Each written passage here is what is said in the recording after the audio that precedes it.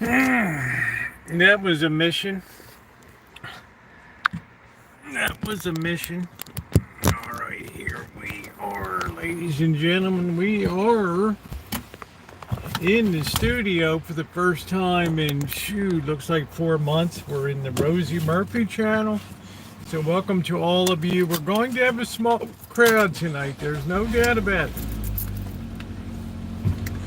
But sometimes it's quality, baby, and not quantity like tonight. So I told you there's big changes coming on the channel as I get towards the end of the everything on the book, and that includes much more recorded content on the Rosie O'Kelly channel, such as today. So welcome in, everybody.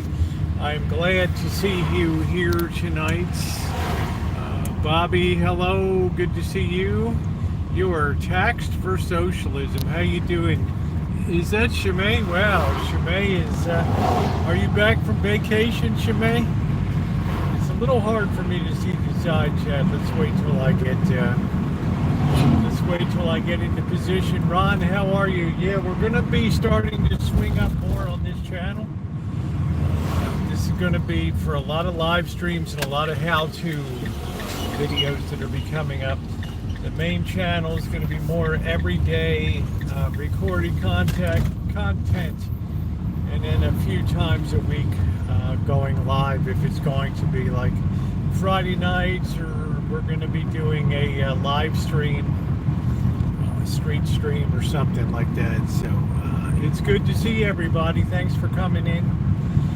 We will have a very small crowd tonight, but that's fine. This channel almost dwindled away to nothing, and I figure I might as well put it on the get it on the defibrillator here and get the paddles out and bring a little life into it.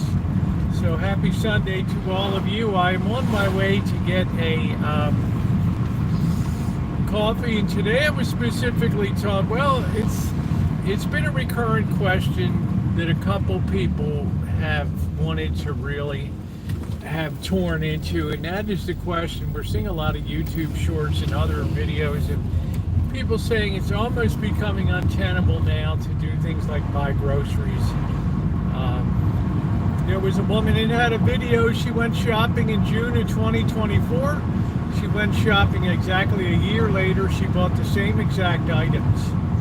And yeah, it looked like stuff was about up 25% in just a year on the groceries that she got. I'm paying $3 again. Yeah, I'll be able to read that in a bit. Hold that thought, Bobby Kimball. The lady came by with the traps today, so we're going to start the trapping process this week. The first part of that process is we get the cats used to being fed, walking into the cage to get their food.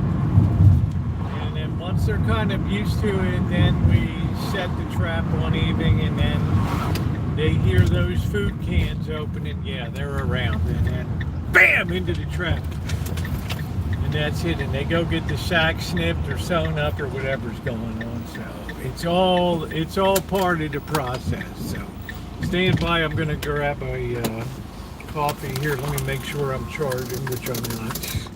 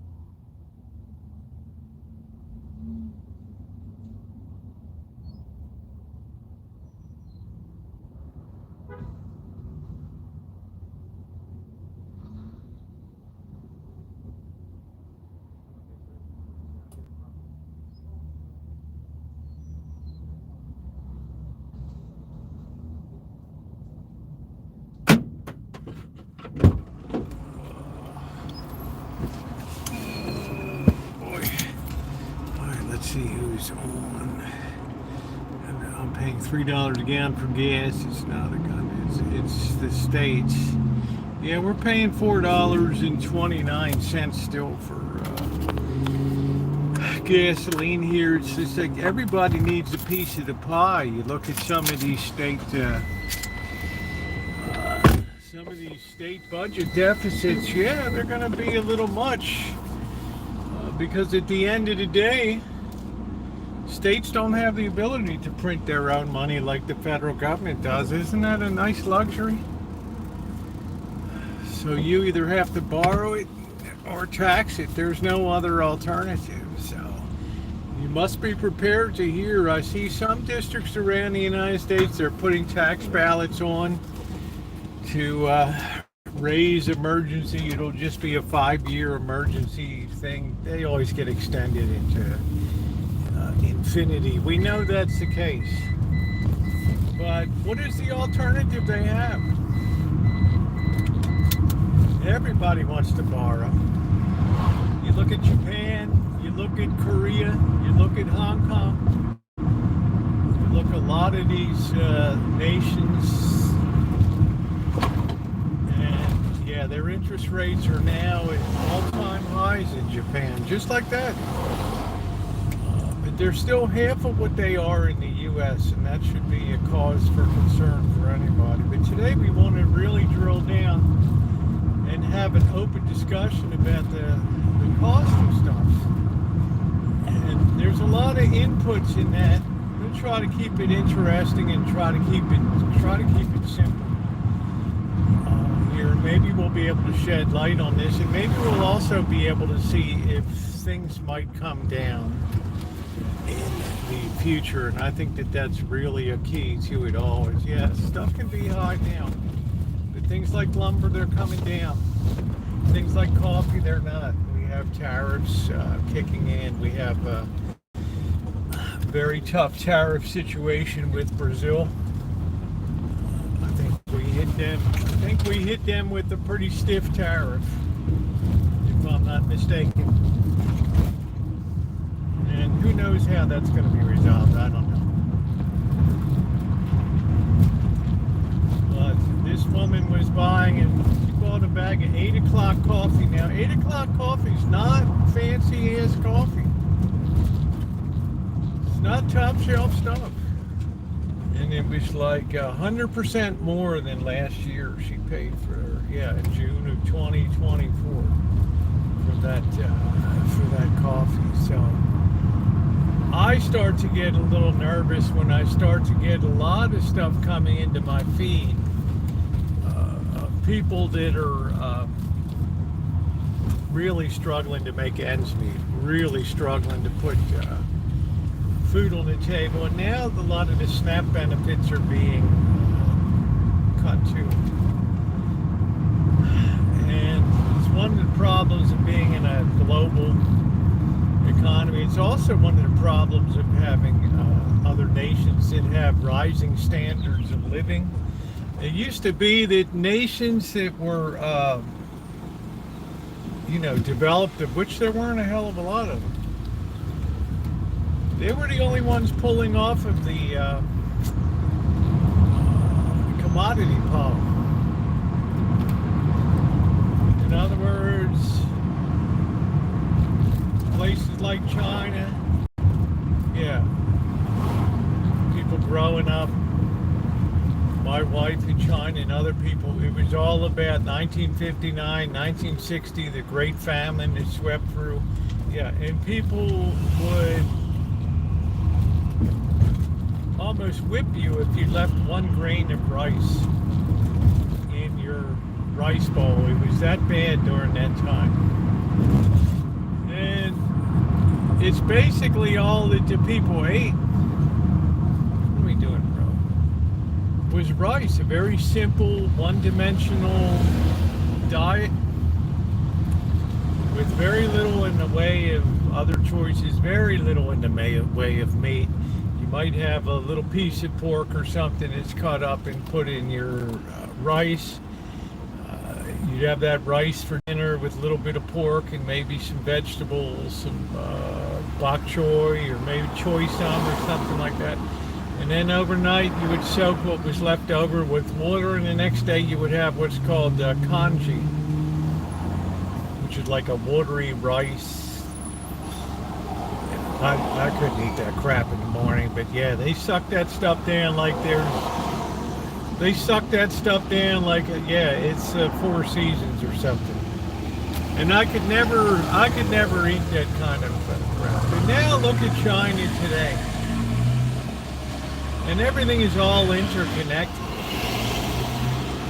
You can say, well, we don't have much export relation with China and things. And, yeah, but the demand for things is there in the world. The demand for beef in China, the demand for wheat, the demand for soybeans is there. The demand for cooking oil, the demand for imported oil. All of these things have a certain cost factor involved when you're gaining and becoming a more first world developed nation. Your diet tends to broaden out from very simple, very straightforward, very limited menu. Think about the rancho and the way we live. Very few item choices. And then as time goes on, that diet expands as people have more money to buy things like spices. Oh yeah, we're gonna have Mexican food tonight in China and this kind of stuff. So it all gets pulled from the same thing. And then at the same time, how you doing, Crow? Mark, how are you, everybody? Then at the same time, we've taken out millions of hectares of arable farmland, because let's face it, not everybody wants to live in the desert. And the production end of it has been squeezed. People out in the Midwest that are on the farms, the John Deeres, the place, they'll tell you, man, how in the hell the cost, come on, dude, what are you doing?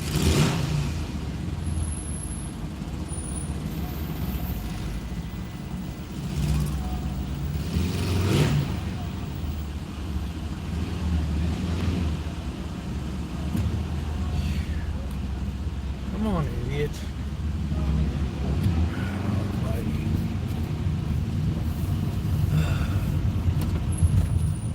They'll tell you we can't afford it.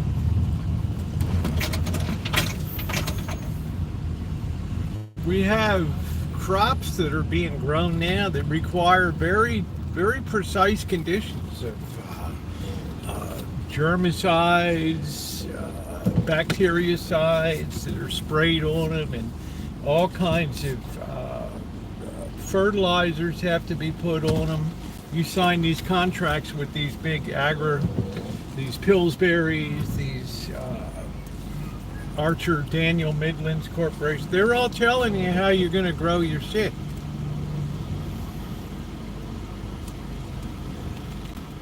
It's not like you go down to Henry's General Store and you just pick up your seed. Yeah, they have very specific seed that you have to plant. And you know what? That costs a lot of money because, yeah, when things go good, it's high yield. Now they're like, wow, because of our Canadian problem, the cost of phosphate for fertilizer and all this stuff, it's just made it it's made it impossible. In World War II, there were well over 100,000, well over 1 million farms or something in America, and I think now we have something like maybe 100,000 or something like that. It's a lousy business to be in over there. So let me say hi to some people. Crow, good to see you. Good to see Mark. You get what's available if it comes to that. Exactly. I will. Elmer, hello. How are you? Welcome in, everybody. If you want to tweet it out on X or something that we're over here today. You're back early. Let me see what Shimei said. I'm back early. Killed my sister. Oh, my class is done. My next class starts 9/1. Okay. Hey, JK, how are you? This is why your food costs, it costs so much now. And then these people on cattle lots, feed lots, it's very difficult. Like I can tell you, the state of California makes it very difficult to be a rancher. We have the plant manager of the Purdue chicken plant here in Petaluma. They have protesters outside of his house at least once a week having big rallies about farm, corporate raised chickens. Even though I think they try to do things humanely and all that. You have these animal rights organizations that are hanging around outside, and Beyond Meat went into bankruptcy this week, and that's just proof to you that people just, at the end of the day, they want their meat. They want their meat. It's nice to see you, JK, and that's an important thing. So welcome in, guys. We're going to be doing a lot more content on this channel as we revive it back and get back to more recorded content.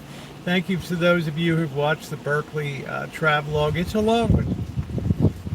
But I decided that there's so much short-form content these days that, yeah, I'm going to go counter to the flow as I always did on YouTube. I'm going to go the other direction and have very long-form content with music and things, history, and things that people can get a very deep idea about things. Because I always believe this pendulum swings the other way. If it doesn't, well, who cares anyway? I had a good time doing it. You can Petaluma, but you can't Petaluma. That's it. That was not about any future chooching. Yeah, everybody, you can check out the one I just posted today on the other channel, on the Rosie O'Kelly channel. Hour and a half video in Berkeley, spending the day in Berkeley and seeing all the sites and doing those things. So it's really difficult these days when you think about agriculture. You can't raise chickens anymore because, well, you have a lot of young people that really don't have an idea of the way things are.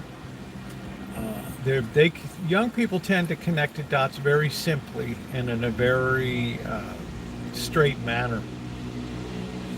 They don't think about really the rest of society. So the elevation of the worth of chickens is much more, say, than the worth of human life these days. And that's a tragic place for our society to be in, where we'll protest some chickens, but we won't protest what goes on in the taking of human life. That's very strange to me, but it's symptomatic of a society that's off the rails, rooting for Trump to fall as well. We're doing how you doing, Callie, Mo? I don't know. Yeah, I hope you check it out, Crow. I think you'll enjoy it. I don't think people are cheering. It's just we're so invested in the party these days. We're so invested into the blue team or the red team. It's like every day we're in the Super Bowl. Every day we're playing a Super Bowl and everybody's feelings are all jacked up, like, you know, it's the Ravens and the Steelers game every damn day, and the bloody mouths and people getting injured and smashed on the field and everything. There's just no love lost between the two sides. But the president, the latest turn of the card is that he is determined to, quote, fix up the cities, get crime under control. I was waiting today. Yes, Baltimore popped up on the screen.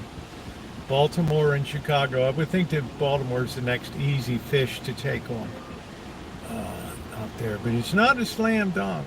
The governor of Maryland will tell you, Westmore, that crime is down quite a bit. Statistically, probably, truthfully. Handgun murders and things like that in Baltimore. It doesn't mean it's a good thing. But at least things are moving in the right direction here. So I'm not sure about but this, I think it's like a chess game, and the president's just going for checkmate. Wherever he can push a lever, he's going to push a lever. And I think the thinking is that a lot of these people leave Washington, D.C., they just go up the road 45 miles up the Baltimore-Washington Expressway, and they're in Baltimore, which is, again, in the blue of the blue state there, and that they'll be taken care of or whatever. So I don't know if the president's trying to hold them off at the pass. I just don't know. Please tap the like button if you're coming in. Oh, man. I saw a video about Baltimore earlier. I hope it works out. Things have trended in the right direction. They need to revive downtown. It was very good in 1980. They opened Harbor Place, which was 2 pavilions. They have the USS Constellation, which is now the oldest flag vessel still on the Navy's active books, right there at the harbor. They got the National Aquarium. They got Little Italy, which is famed worldwide. They have Federal Hill. There's a lot of nice stuff down there. But there's also a lot of crime because, as I said before, if you think of Baltimore, it's like a donut. And the center of the donut is that little inner harbor area, which is pretty nice. And then you have the nasty donut, and then outside of the donut, it's good again. And that's the problem they have, is people crisscross across the center of the donut, and it gets a little messy. Yes, it's an extremely historically significant city, but that doesn't mean anything if you can't be safe. We were joking the other day, maybe it's not a joke, about buying a place in Baltimore and fixing it up, or taking Blackbird East, and here we go, and could we survive it? Or would we end up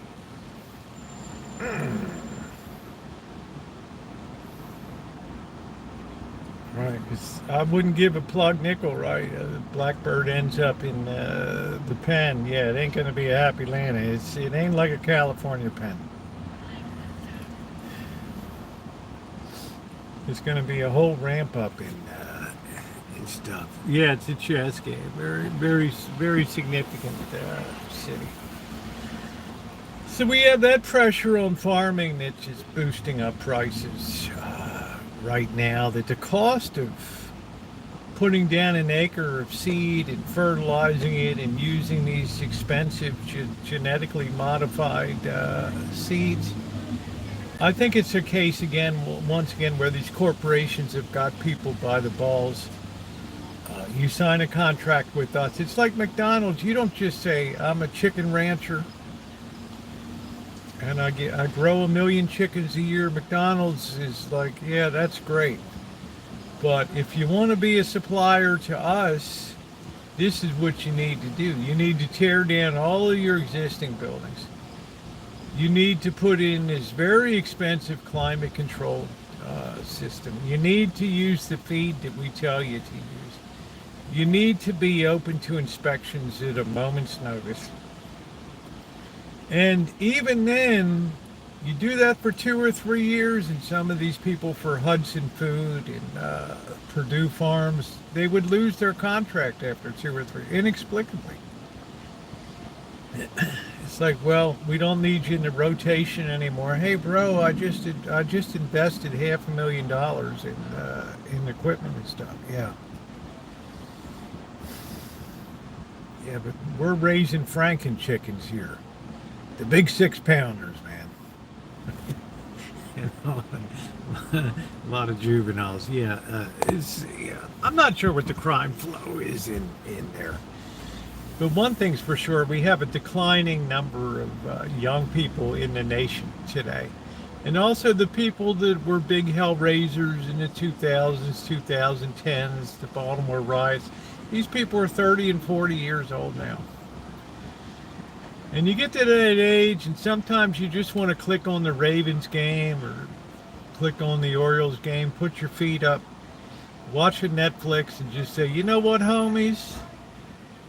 Solid dice, man. I'm staying home tonight. All right. Right. Chicken with bolts in their neck. I call it the Franken chicken. That's happened to a lot of people that raise chickens that these contracts are year to year. And they're like, okay, we'll meet you halfway. And there's a lot of YouTube videos on this. We'll meet you halfway. We'll make the investment in the new sheds, the new heating and cooling system. Okay, we'll buy your feed for 50% more. Okay. And now when it comes time to sell the chickens, yeah, suddenly you cut the price that you're paying for it. Well, we have the right to adjust the price, and we only announce it once a year. And yeah, there's a lot of chickens out there, so okay, yeah, it's going to be 16 cents a pound. I know you thought you were going to get 22, but that's, well, it doesn't work at 16 cents a pound. Well, sayonara, baby. Sayonara. The other big scam that people play that you don't hear much talked about is the Franken food syndrome. And what do I mean by the Franken food syndrome? I mean, if you look at the size of vegetables these days, it's astounding how big, like, designer individual red onions, purple onions, yellow onions, apples, pears, peaches, nectarines, all these fruits are like Frankenstein. So it used to be like you would get maybe 4 or 5 plums would make up a pound, and you'd be happy. You don't need to eat a 1 pound apple. 2 or 3 apples would make a pound. You were happy. Now it's like they advertise, yeah, we got a special on apples, they're $1.99 a pound. Dude, it's 1 apple. It's 1 freaking apple. So you go up to pay, it's like, whoa, man. I got 10 apples, I got a bag of 10, and it's like 13 bucks, 14 bucks, like what the hell? They're apples. And I go around my neighborhood and I see apples dropping everywhere, and tons of apples just laying all over the ground and everything. How you doing, Christian? Good to see you. Chicken, selling chicken by the pound. When I was a kid, wow, a chicken breast, yeah, it might cover your palm of your hand. Now I look at this thing and it's like, whoa, I go to cut it and I'm cutting a side of beef. It's like what a turkey used to be, now a chicken is.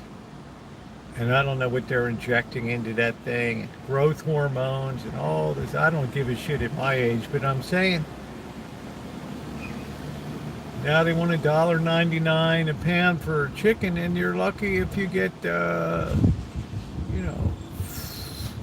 maybe 1 chicken breast per pound. That's what I'm talking about when it comes to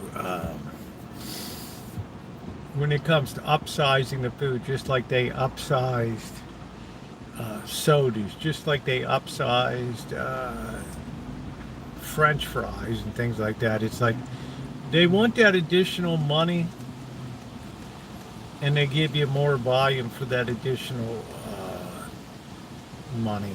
So you're over consuming. Well, if a regular French fry is $1.99, yeah, for $2.29 you can upsize to the big boy. Well, that's a hell of a lot of extra profit in that. For maybe 10%, maybe 15% more fries. That's making stuff more expensive, the way they do that. This woman was shopping today. She's like, this guy's like, walks out, it's a YouTube short. I guess they took it from TikTok. It's like, yeah, $8 for a bag of Doritos? $8? $6 for a bag of chips? The woman goes to buy some pretzels. She said, my husband likes to have some thin pretzels.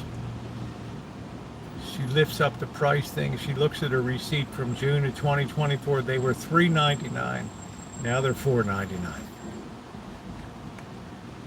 And the size of it went down about 4 ounces on that. I like chicken wing, but everyone cuts them in half instead of leaving it whole. Yeah, I love them too.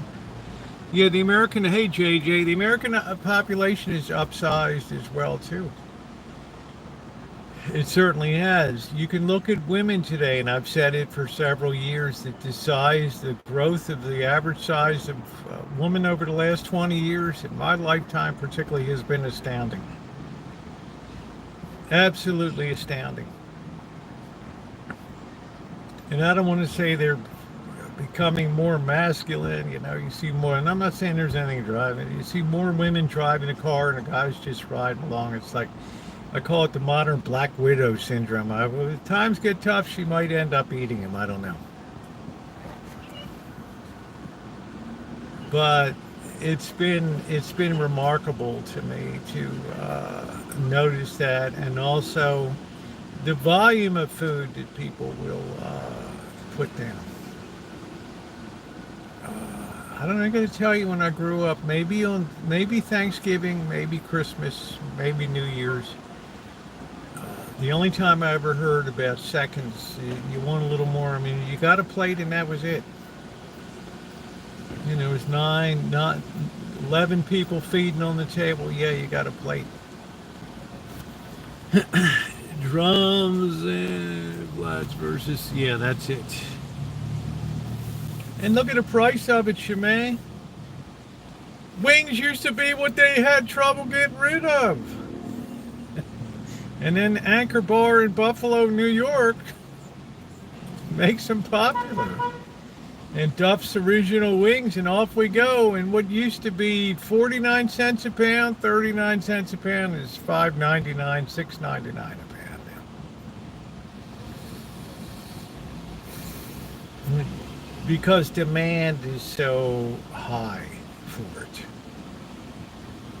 So I watched these people today. I did a lot of research. I watched a lot of stuff. And of course, people are always going to upload the worst because they want, they want the clicks and views, and that's fine. I don't care. It's your baby. You run it like you want. But there's some truth in there too, when you see the receipts that are being presented. So I never had the fear before until today that, yes, food insecurity could be a really, really major problem coming up. And it's not just an American phenomenon, it's more like a worldwide phenomenon. That it's not so much that we can't grow food, it's just that what people demand costs a lot of money to grow. The diet that people want to have catered to is expensive. Average American woman height is 5'3", weight 70. I think it's higher than that now. I think it's more like 5 feet 6 inches and 178 pounds. And 5'2". No, I don't know many women that are 5'2" these days. Very, very few women. How you doing, doctor? Some price going down. I think it depends on what product, Crow. Give me an example of something that's coming down on the shelf.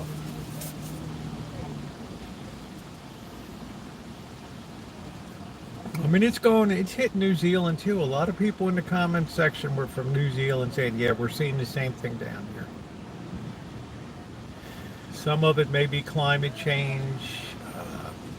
It's getting progressively harder for the Chinese to feed themselves. The population's shrinking there. Japan has less young people. The average age of a farmer, there's more farmers in America over the age of 75 than under the age of 35. Yeah, ChatGPT is a joke. I'm finding that out. I just removed it from my apps, and I get these begging emails. Please reinstall your chat GBT will give you 5 3 things. I don't know. So you guys are useless as tits on a ball. 31 mics with one down. Yeah, so was mine. I've seen the drop in certain electronics and components. I guess I'm just thinking about food.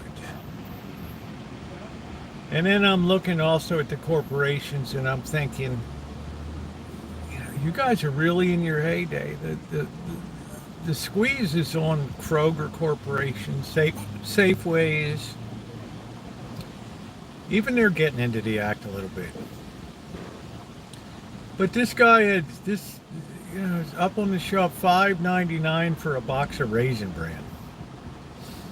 And you know damn well the ingredients in the Raisin Bran in that box are probably worth about 27 cents wholesale. And maybe 8 cents, 10 cents for the packaging, maybe 20 cents for the labor. And we just don't have the,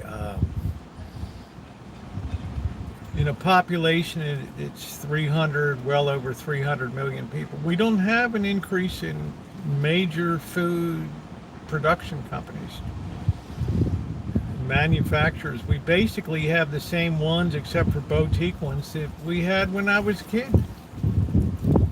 So they're part of the bottleneck right there. They control a lot of what they're going to pay for stuff. The Cargills, the Archer Daniels, Midlands, the Pillsbury's, the General Foods. They're controlling a lot of that pricing. And unbelievably, too, they're closing down factories. They just saw International Paper's closing their facility in Savannah, Georgia. Employs like 800 people. Hey Naomi, how you doing, honey?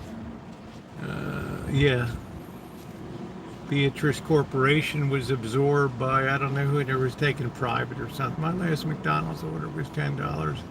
Less than the last time I was ordered. Well, what did you order?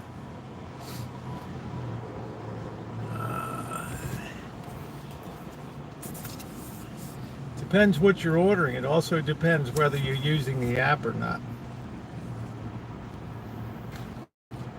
Yeah, we're Beatrice Corporation. I think they went private in a leveraged buyout in the 1980s or something. But you don't have any new mega ones coming online, the giant processors, because that's another thing. People don't want that stuff in their backyard. 2 Big Mac meals on Grubhub. Yeah, but you paid a lot to get that delivered to you.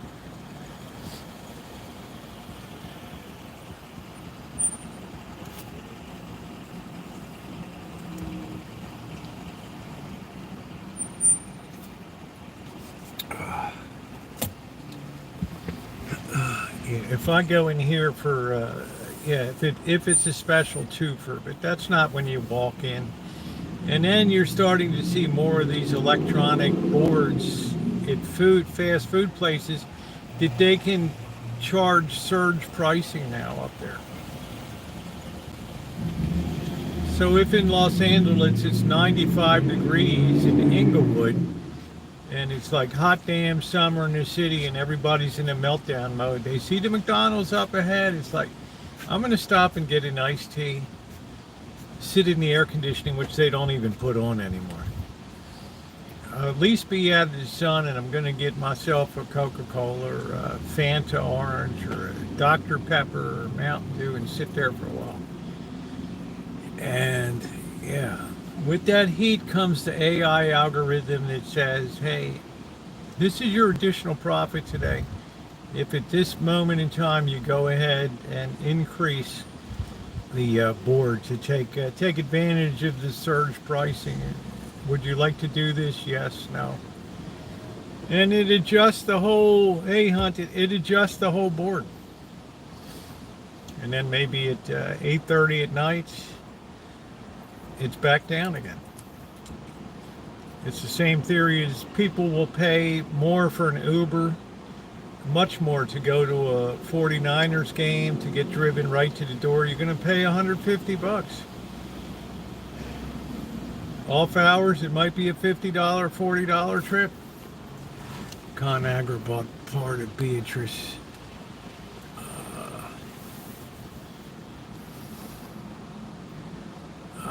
That same, it was almost 18. This was $12.99. It must have been on a special then.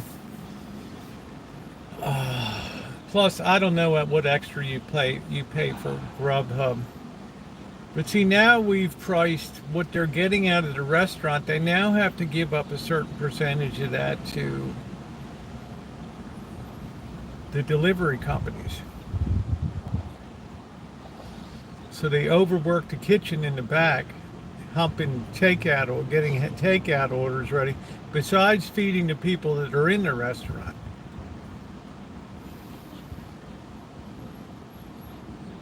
And they're giving up 15 to 20% to the company for being the one that expedites that order and puts it in the system and lets them. I see it at 7-Eleven. There's a huge upsurge of people that are giving 7-Eleven, Grubhub, and Uber Eats pickups down there.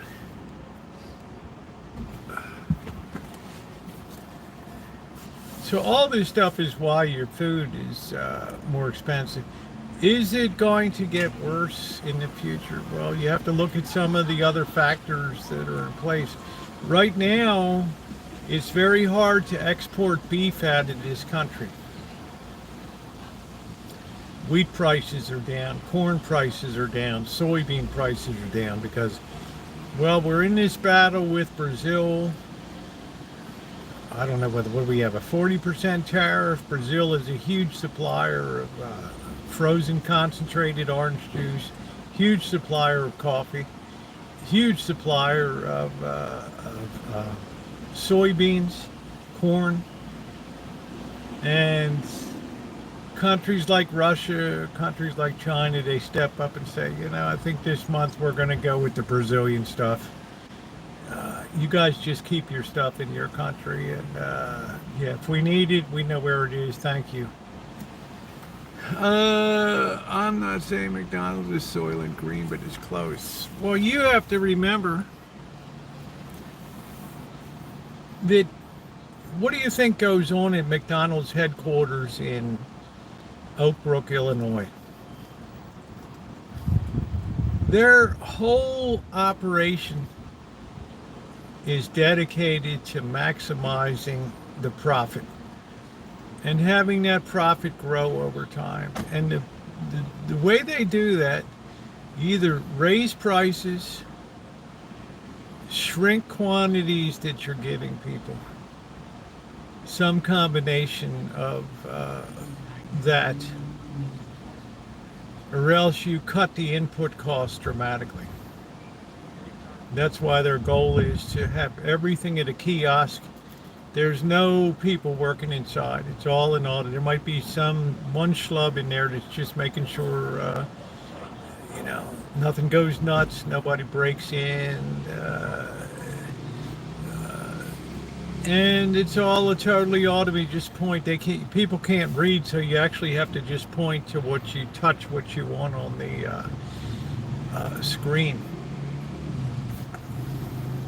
And they're also taking advantage of a population that's significantly less intelligent than it was 1 or 2 generations ago. Eat fresh.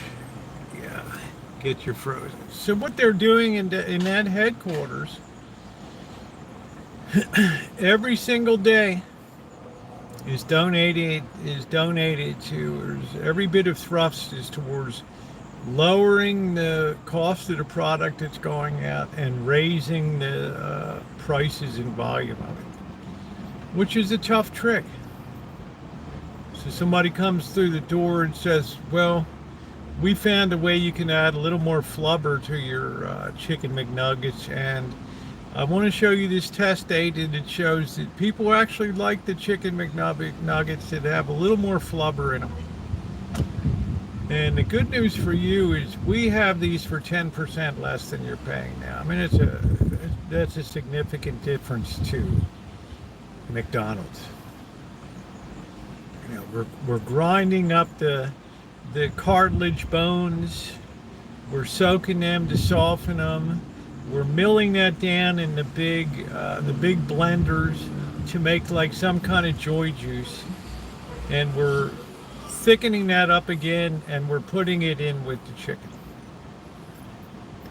And we're pressing that. It looks very nice. It looks like the real deal. I mean, I couldn't believe it when I went into a McDonald's, and the size of the burgers it sits on the bun. They got smart. There was a while they were embarrassed because it was like, Clara, where's the beef? People would pop the hood on the hamburger and see like, man, this thing covers about 2/3 of the bun. What the hell? Frankie, you know what to do. Right, boss. We're gonna shrink the buns down. People are gonna get that little thing in their hand. How you doing, Alan Gentry? Assume ritual sacrifice goes on. So it's all about how, you know, they see like a Naomi Garza as their ideal target audience out there, their target market. And they're constantly toying around, what kind of deal can we put together? They're using all this advanced calculus, max min programming, and all this spreadsheet shit. If we put this up, what happens to the profitability? I mean, you have psychologists that are in there. You have probably 2 or 3 floors that are dedicated to just test marketing. They pay people to, here's $50, come on in and eat yourself silly on this shit today and get paid. Coke machine has virus growing in there. I don't know. So that whole operation, and then they got to increase those profits every single year. And that's the natural life of capitalism. Grow, become more profitable, or wither away. And that's it. Soylent Green.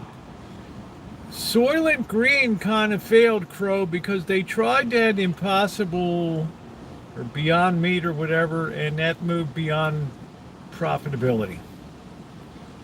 They lost a fortune on that thing, and it went bankrupt.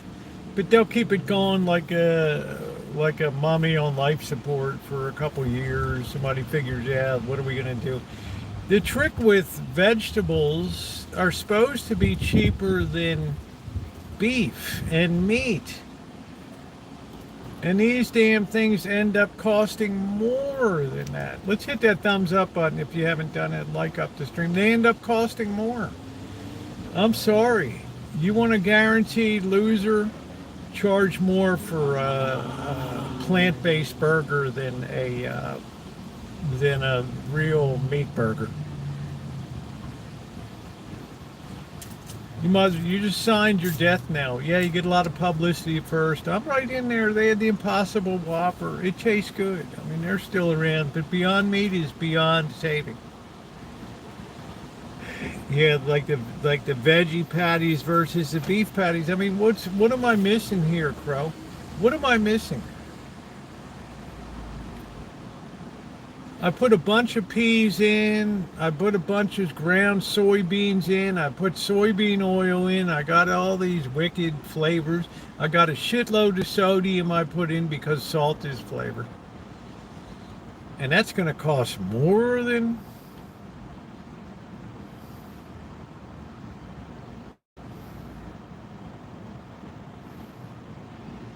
I mean, I told the boss one time, hey, boss, you might want to try this Beyond Meat or whatever. He's like, get that out of here. Get out of here. Said, you think I'm ever going to eat that? Are you out of your mind? You goof. They were selling beef. Healthy. I don't know.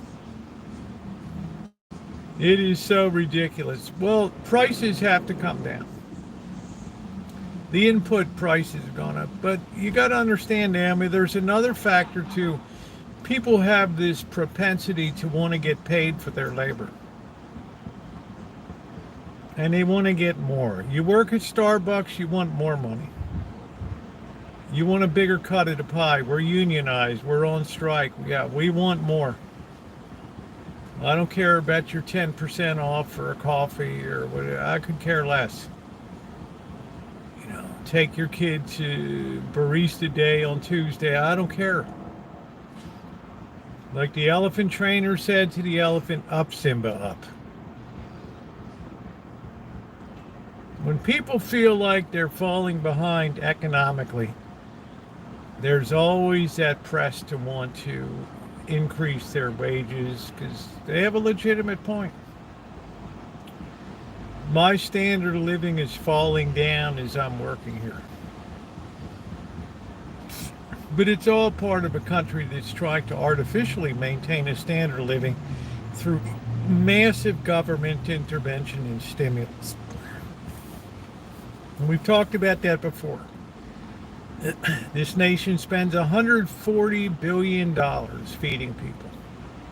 That's as much as Kroger Corporation takes in revenue. And they have Albertsons, Smith's Markets, Safeway. Think about that. Think about that.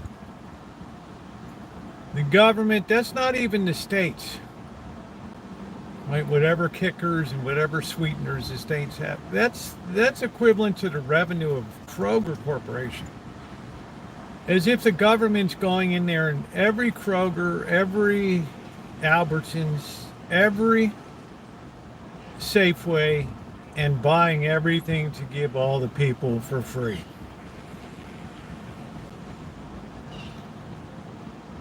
I mean, ethically, yeah, I think we have a responsibility to feed people. Financially, what we do is, in doing that, it acts like a lever which lowers the standard of living for other people because it brings $140 billion into these grocery stores that wouldn't otherwise be there.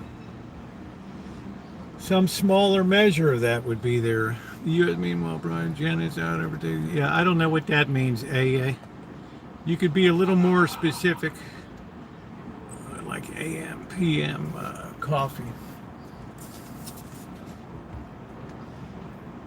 And welcome to you, by the way. Everybody's welcome here. We don't boot people out for having difference of opinion. We have just as many red, just as many blue as we have red in here. We pride ourselves on having open dialogue. This is not the flagship channel. It's the B channel. But I was asked for the last 2 weeks, please, please, please talk about food. Because I just got back from grocery store shopping and yeah, it got expensive. Cut funding for Israel and use the money saved to reform the U.S. What would you reform, AA? Let's say we cut the couple $2 billion that we, I don't even think it's probably that now. How would that impact $140 billion we're already spending for food security in this nation? What could we do with that?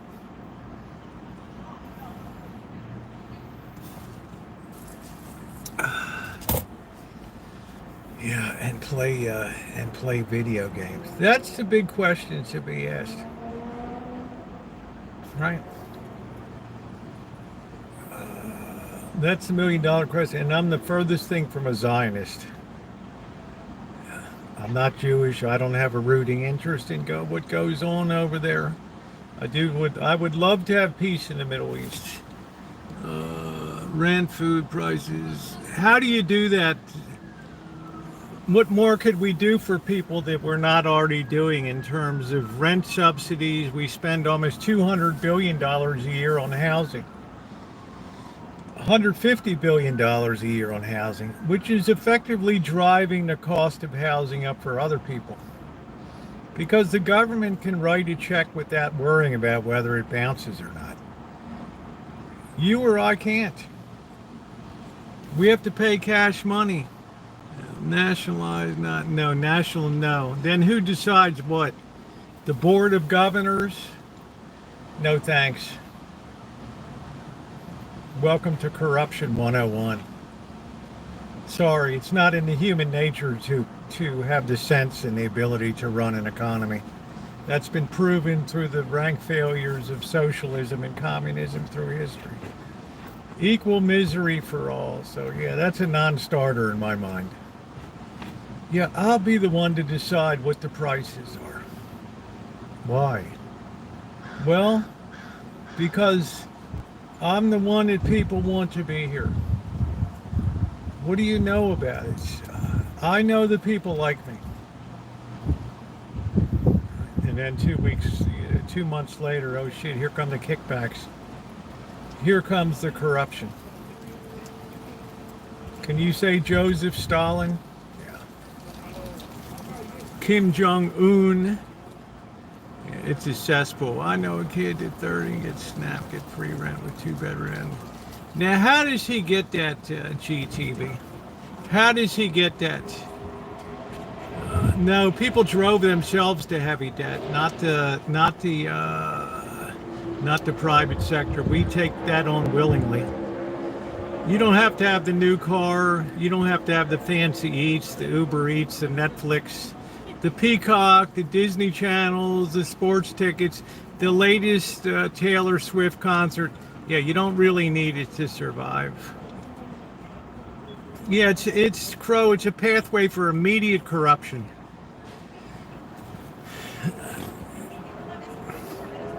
Well, I'm saying how, GTB? How is that theoretically possible? How is that theoretically? No, American capitalism works beautifully.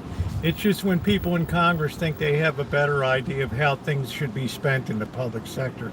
That's where things go off the rails. You pay more for food and grocery because you're competing against the United States government, which has an unlimited checkbook going in there and supplying $140 billion worth of food. Do the math on that per person.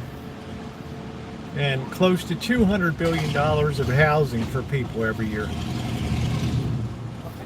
Pull the government out of the equation and the price of everything collapses. All right? You can't create wealth by putting money into people's pocket that haven't earned it. We already cut government jobs.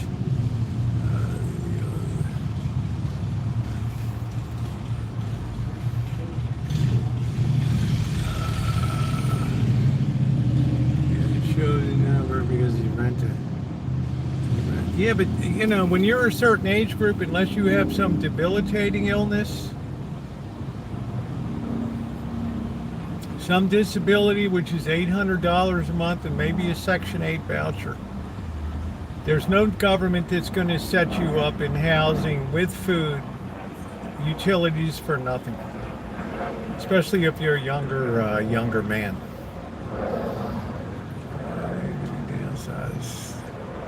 The people need to be downsized. Their expectations need to be downsized. The way I look at it, yes, when you're mentally and physically fit to, well, I can't question people's anxiety. You know, GTB?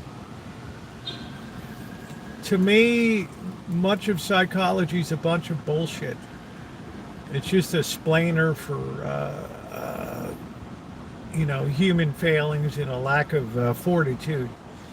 But I'm not a psychologist. I don't make the determinations for people in there. I don't do it. Some people have real issues. A lot of people game the system, yes. But do we throw everybody to the wolves because we have a lot of bad eggs in it? That's a tough call. In China, there's no such thing as it. You can't work or whatever. Here's your ticket. It's the 8:17 a.m. out of Shanghai tomorrow. We're taking you over to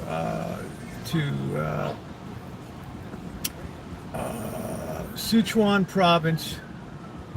We need people to help grow peppers and chilies out there, and we've now assigned you that duty. Believe me, you'll come back a changed person. The UK isn't what it used to be. Pretty much the same. I agree with that, AA. I agree with that. Well, John, you're correct in that it used to be, and even the chairman of the American Psychiatric Association, doctor, said that any sadness, any feeling of unhappiness now is looked on as if it's a treatable ailment. So we've lost the fortitude. We've lost the virtue of fortitude to be able to plow through the hard times and feel good about yourself and be proud of it. Because that's what psychology's been a great excuser for that. Oh, we can't send Frankie out to the turnip farm. Okay, then society has to bear a cost for that. Okay, I'm not complaining.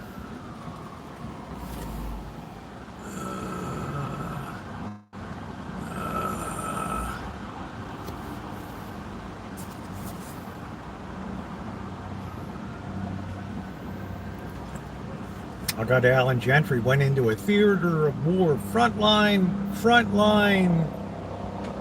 right there, Army. Came back. Anybody should have been out of his mind with dropping into jungles with VC and NV, North Vietnam regulars, sweaty, bugs, snakes, booby traps. Still came back and had a hell of a career. Yeah.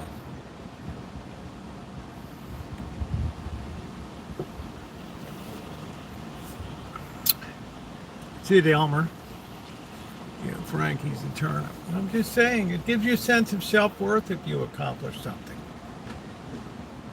And, we get a lot of these videos. These people take on a tremendous amount of debt to go to college. This one girl was on there today. She's like, I spent $500,000 on schooling. I have a PhD from Berkeley in sustainable foods or something like that. And it's like any employer potential employer that's hearing this 33-year-old whiny white woman on there complaining about that she can't get a job. I'm like, who's winning in that situation? The one that doesn't hire her. She's like, well, I've got I can only work a certain amount of hours. I have to work in a safe space environment. I can't be challenged to work at somebody else's pace. She went down this list of basically things that it's like, honey, you're basically unemployable. What's up, Corky?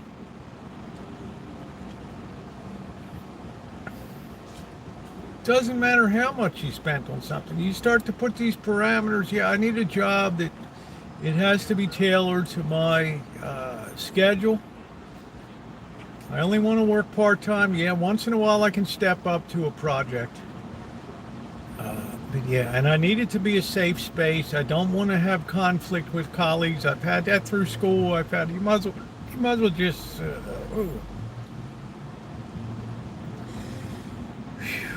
Frankie, man, I'm glad we passed on that one. Ooh, can you say lawsuit?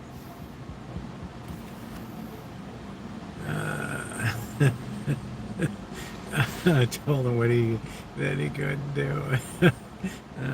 Yeah, working helps you. It gives you a great sense. I mean, look at Jamaica. They've already retired.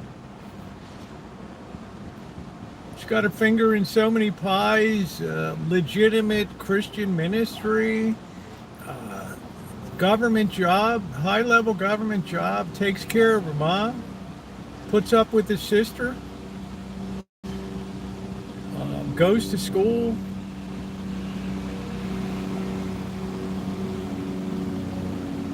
Yeah, don't tell me you can't work.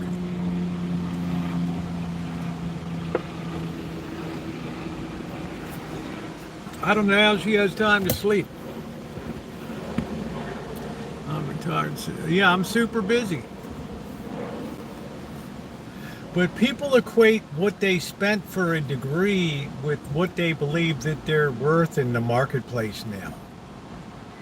And that correlation isn't operative.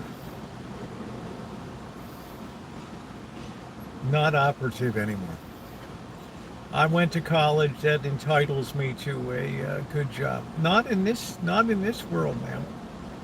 A lot of corporations have pulled back and said, whoa, we don't know what's going on with AI. You know, the worst thing we could do, and they've done this, they hired people 4 months ago, then you end up firing them. It's better if we just hold tight, keep our ranks what they are, and let's see what shakes out in the future. But you want a guaranteed job, get good at selling something.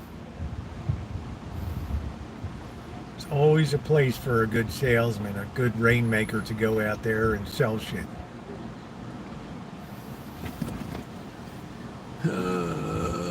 Who doesn't get up till noon? Hey, Jennifer. I told him what I do. He said he couldn't do it to get up and do it. Well, you're always going to have a very... If you're satisfied with just that kind of life, you're always going to have that proscribed life until the government inevitably has to come along one day and say, you know what, Frankie, we can't afford to keep supporting you now. But we have this work farm program.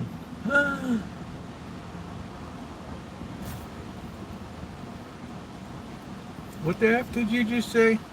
A work farm program where we have social support out in the field, but you're going to be picking turnips and then sugar beets. We're going to bus you around to various parts of the country.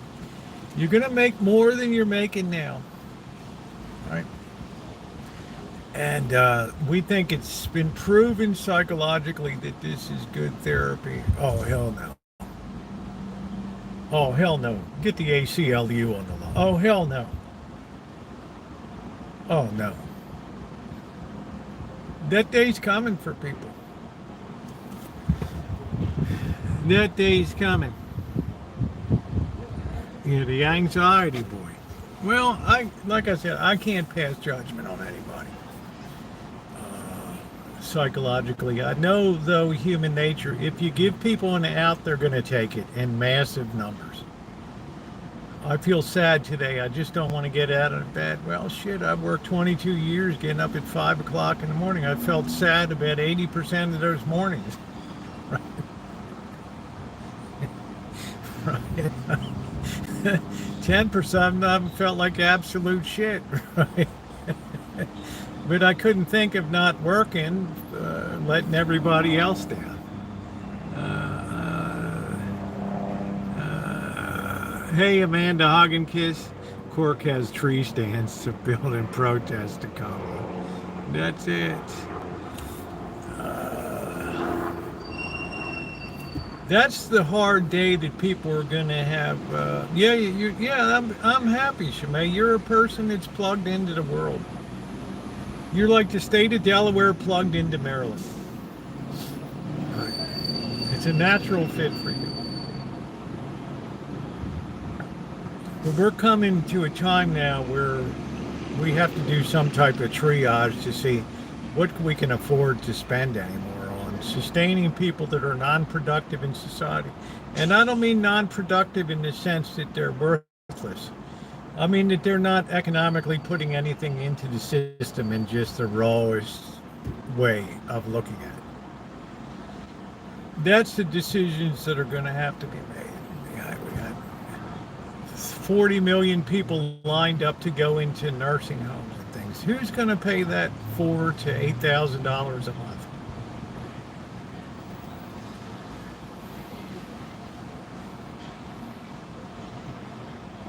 I'm not hearing anything, people.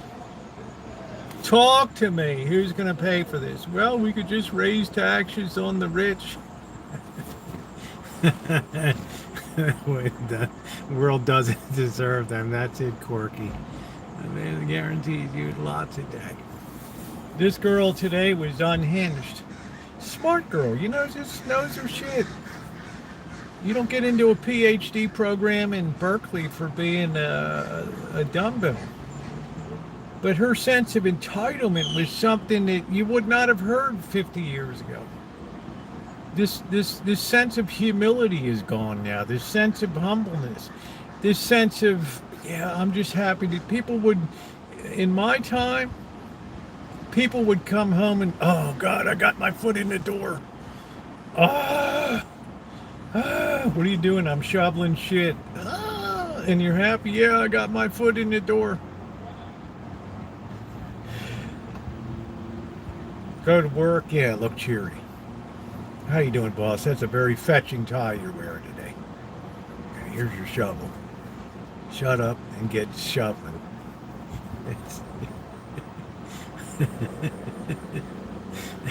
Corksters bother me.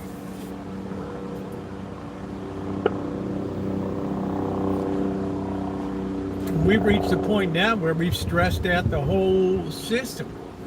We have so much money that's being created that it's actually spilled over into delivering food to people's homes and groceries and services that wouldn't even exist if there wasn't so much money sloshing around the system.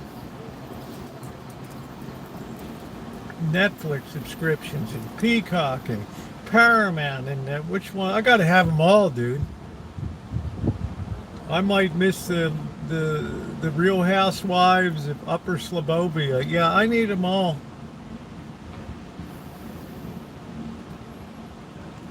I need a fancy car. I can't just drive a beater. Are you kidding me? I mean, I'm sitting in a van here with blood on the door. Yeah, please like up the stream. Yeah, invent a money machine for gaming. Yeah, high-speed internet. Hey, Lisa. The Real Housewives of Yuma.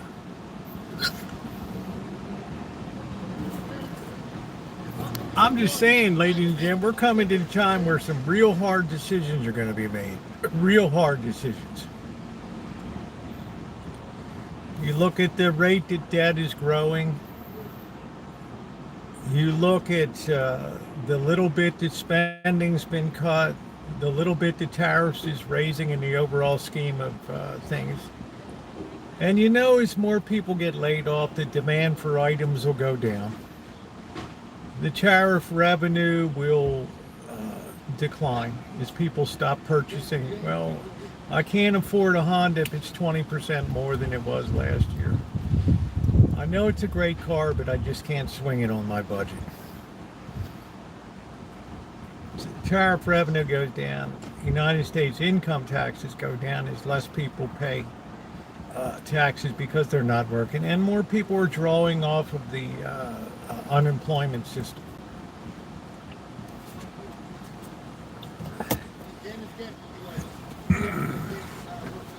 I just want people to be aware of what's coming down the pike so that they're not surprised. Yeah, these are my opinions,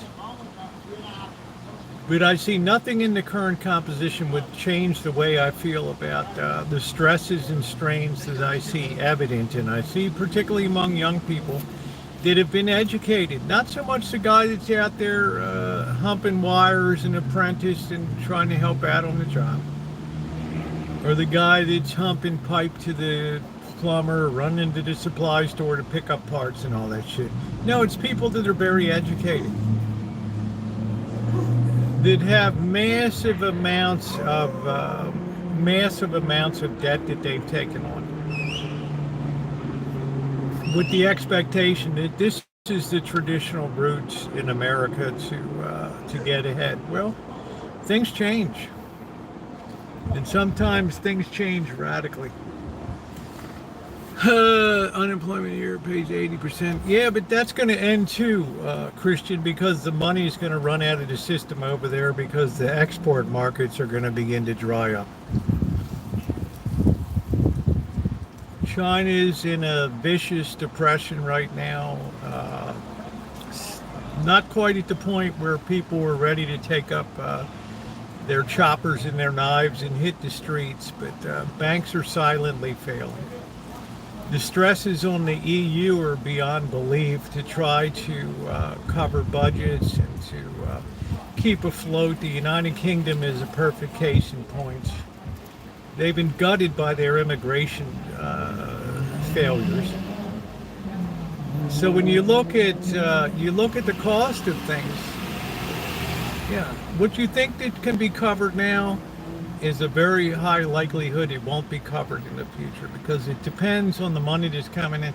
And I don't think that the Swiss are going to run huge budget deficits. They're going to tell everybody, read the book Heidi, get out there in the fields, make some cheese, make some Toblerone, and let's get cracking.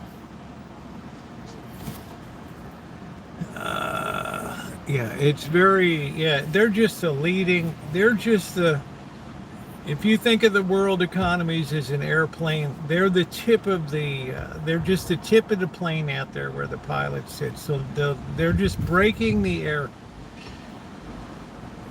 out there. And, you know, we have the de minimis now, and then the people that were making a little bit of money selling that cheap crap, Temu and Shine, into the U.S. Once again, we've cut that off. The things that are hitting them are more contracting, more likely to cause contractions and things like that over there. Plus, the amount of debt that's going bad is people can't afford to maintain their housing units. It all lays the pathway open for a return to communism, and I kind of think it's coming.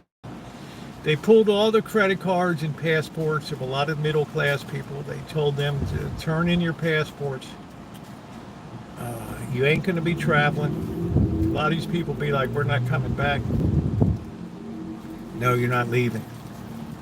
So they're starting to take these very draconian measures to, you know, to control the population more and more, because they know they kind of got a tiger by the tail. It's going to be very hard to retrofit communism back on that, and that's not going to go down real well. I don't see any other way out, especially since interest rates are rising in the world, and China has to compete for money just like everybody else in the world.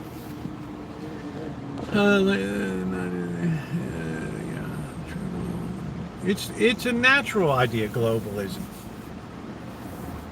But what makes it unnatural is you don't have the free flow of labor and capital. Therefore, it's always subject to, the Indian government says, well, if you want to sell a Buick over here, yeah, it's an 80% tariff rate. Or if you want to sell beef in Switzerland, no, we don't take that beef. It's all these barriers that make trade very anything but streamlined. Hey, Kelly. The World Bank again. Well, Africa's done a bit to impoverish itself too with its, you know, its dictators with the Medal of the Month Club and all that.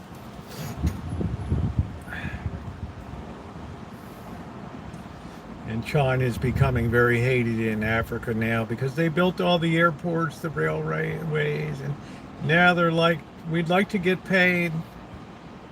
And they're like, well, yeah, we would like to have the money to pay you, and yeah, go suck a 1,000-year duck egg. Sorry. Yeah, the World Bank. Well, the World Bank's another joke. All these supranational organizations that are supposed to help. I mean, it's a bunch of bullshit. A bunch of BS. I'm quite sure, Elmer, that you probably wish that Germany was independent and not part of the EU monetary system. Bring back the good old Deutschmark. Be from USA. No chance. Well, Switzerland will pay a big price for that now. And I don't know if the economy, it's not a very big economy. It's going to come down very hard on Switzerland unless they give in. And my guess is the way the Swiss got on their knees at the White House and came flying in, yeah, they're working something out. It's going to be costly for the Swiss. There's no getting around it. There will be changes to the economy. Because a 40% tariff is, that's a lot. That's almost like a punitive tariff these days. Is the Federal Reserve a racket? Well, let's talk about this, GTB. In 1907, and I've talked about it before, we had the Knickerbocker Panic. They tried to run a corner on the copper, U.S. copper. The word got out that Knickerbocker Bank was a big funder of all these huge positions in to try to corner the market in this stock. The corner got busted. The stock collapsed.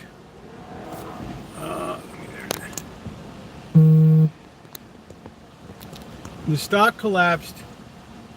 Interest rates went through the roof because nobody knew who to trust. Which of the New York banks was up to its elbows in lendings to these Wall Street speculators. Interest rates went through the roof. The stock market collapsed. People looked around to each other. What the hell do we do now? Who's going to bail our ass out of here? I don't trust your bank. You don't trust my bank. Yeah, you don't have disclosure laws. We don't have disclosure laws. So, yeah. But we're good for it. We don't believe you. We need to see proof of it. Let us audit your books. No, we don't got time for that.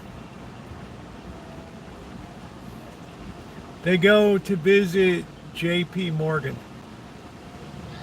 He's the only one in America that can save the United States from a total financial meltdown.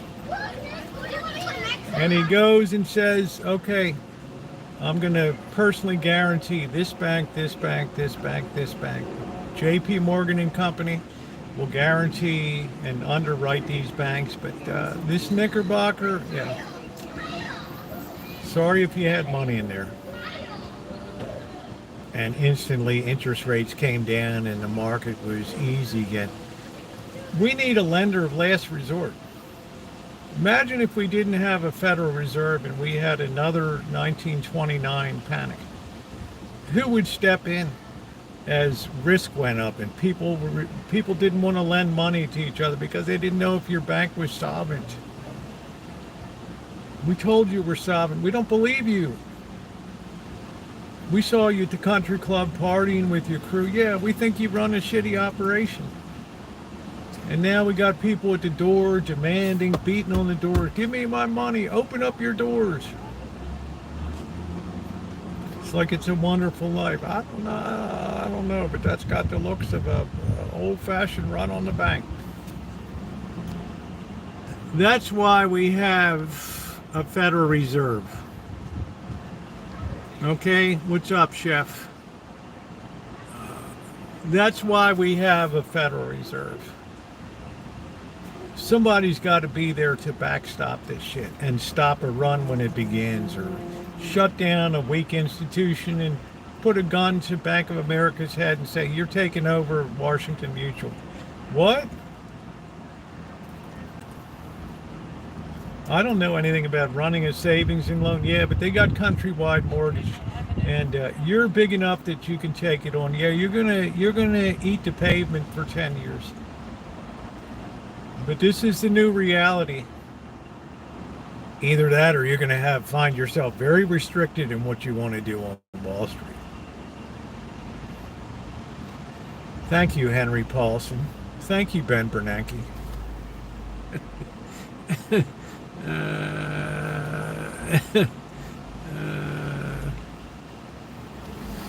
That's history. That's not opinion. That's factual history. And they got together, they thought about that and said, we can't afford to ever have something like that happen again. We need a lender of last resort that's going to come in there and inject liquidity into the market, so we never have to have people worried about runs on banks and all that kind of crap. Of course, it all went to shit during the Great Depression, but the theory was there.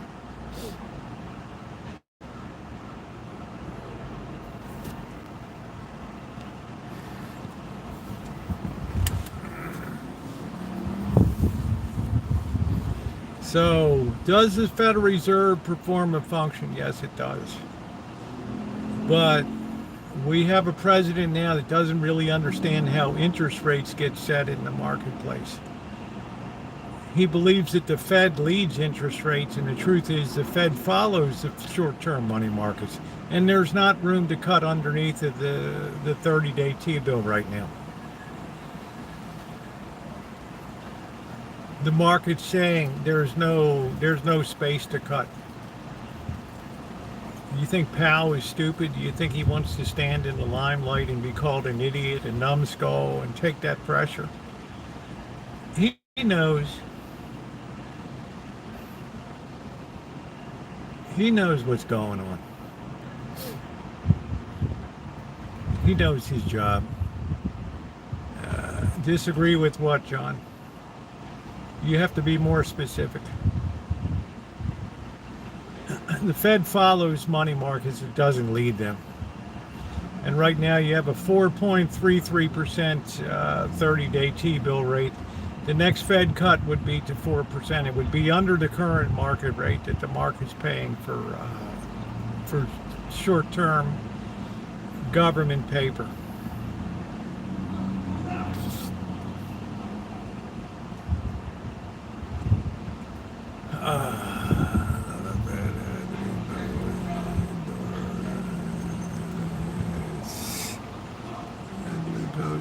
Well, it had to be imposed. We need it. Oh.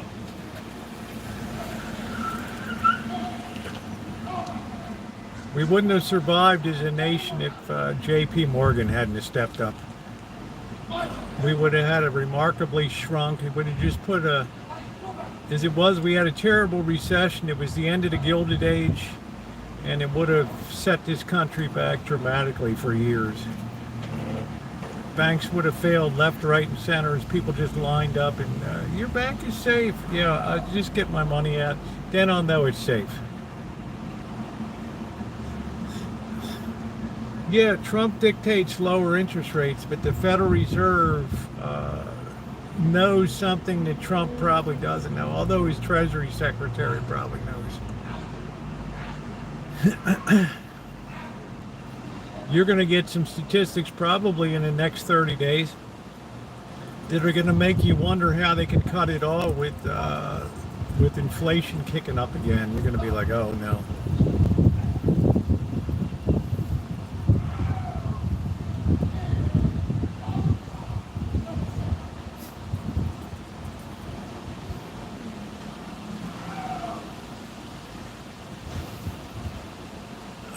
Their self-inflicted damage.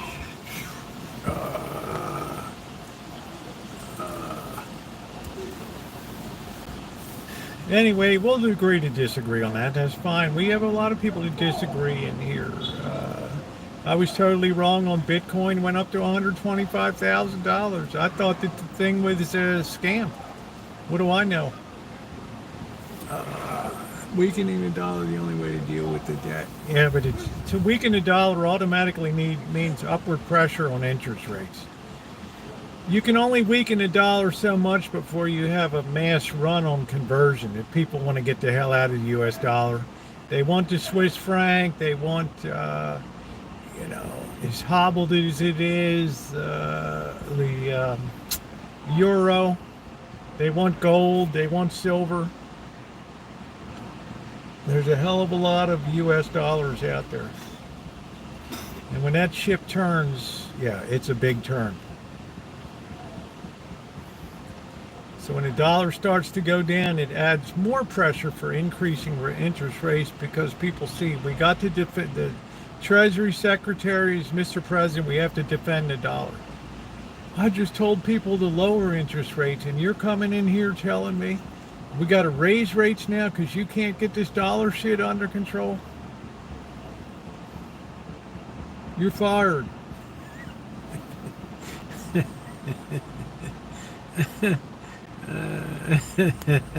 No, there is no other way, Corky. It's a checkmate situation. You know, it's like the movie, There's No Way Out. You tell me what the way out. The way out is you print money and doing what we're doing now. We're buying our own lemonade. And here we go. Get ready for another surge in pricing. Hello, Venezuela. Good morning, Venezuela. Crypto chooch. I need a chooch coin. Yeah, Corky, what do you do?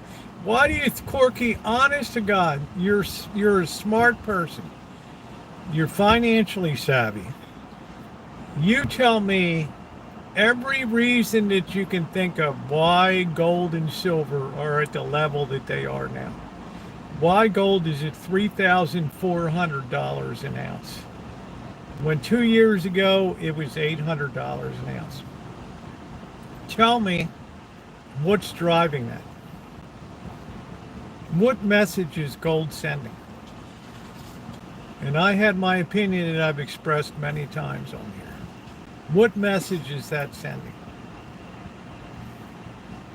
You know, what makes you confident to hold your positions in silver and to add to those positions? What gives you the confidence to do that? What do you see that makes you sure that there's still a shitload of upside here on this? Oh, it's a self-driving vehicle. Because there are 300 people, everyone out there is watered down and will fall.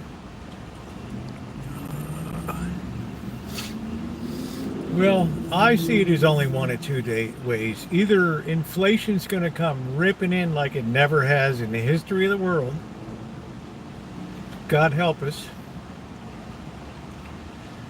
Or else the whole interest rates just go up. We're at all-time high tonight on Japanese debt. Hong Kong interbank rate is going crazy to the upside here. Korean interest rates. And the system begins to spin out of control. It can no longer be, it's too broken. And interest rates just explode and nobody knows what their currency's worth anymore.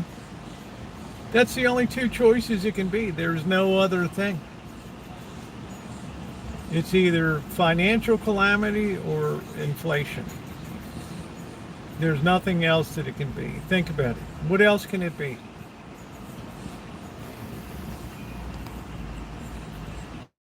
That's it, Alan. That's exactly correct. Corporations are swimming in debt. People are swimming in debt. Governments are swimming. Federal government's swimming in debt. State governments are swimming in debt. Countries are swimming in debt.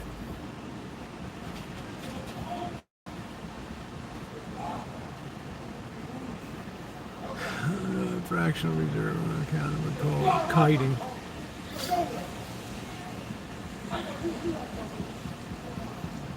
But people will look at prices, but they don't talk about what it means.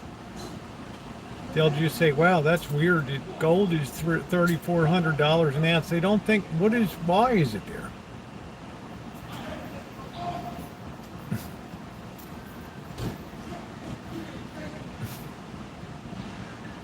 It's like, honey, you better come around this side. We got a screamer over there.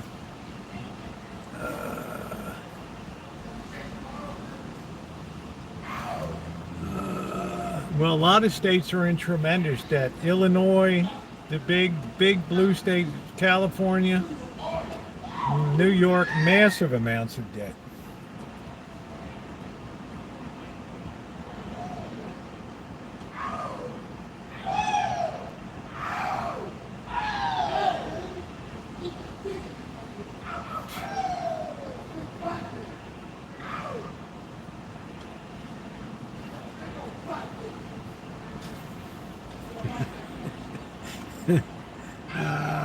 Octagon. Yeah, Canada's in the mix too, Kelly. It's very, when you're already barred up to the hilt, how do you stimulate an economy to pull it out of a dive? Got to pass the word to the exchequer. Yeah, we're gonna need to print money, babe.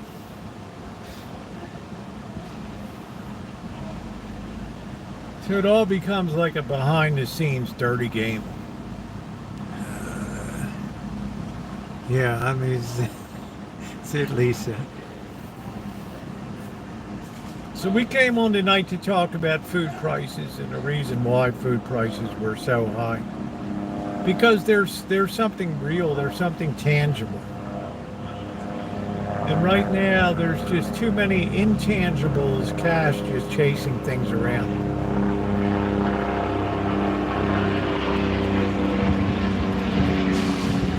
And the way you fix high prices, you start to send interest rates up.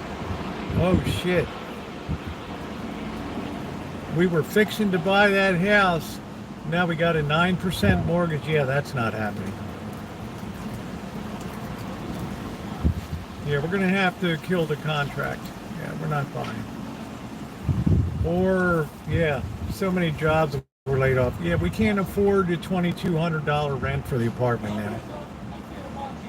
Yeah, but we're running a rent special. We lost a lot of people that self-deported and got kicked out of the country. We got a lot of empty places here. You get to pick of them. All right, bro. Call me back when it's $1,500.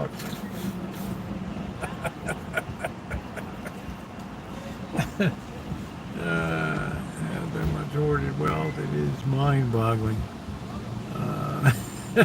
Oh shit. I'm not selling anything, John. I don't have a lot of gold. No, I know, Chef. I know.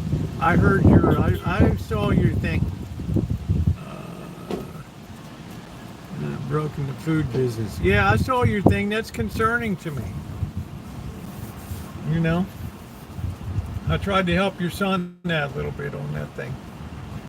It's concerning to me.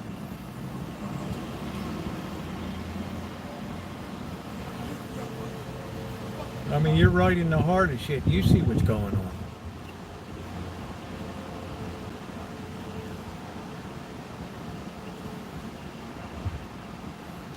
So what's going on in Washington now? To me, it looks like a last-ditch attempt to get the toothpaste back in the tube. And it's not going to go back in the tube without a lot of pain.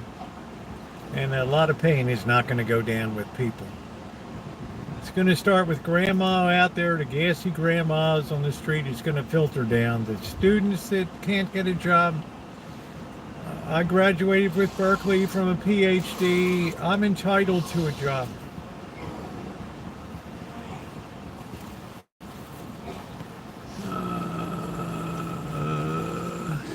Yeah, you know what, Chef? You're worth it. You're a damn decent person, and you work your ass off, and you don't ask for shit, and you work hard. You got a beautiful family. Yeah, I admire you.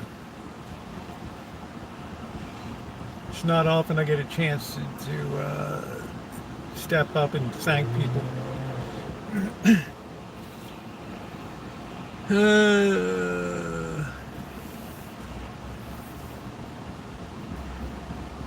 So, is it going to happen tomorrow? No. But you can see the pressure building as the precious metals keep climbing. They're telling the truth. They're like that crazy thermometer on the boiler of the train that's going up. Frankie, might have a problem here. We're rated for 3,600 pounds per square inch on this boiler. Right now we're 3,450 pounds per square inch, dude. We don't have a lot of headroom. So we'll do what they do in Washington. Just bust the gauge then. Tell people it's 1,000 PSI.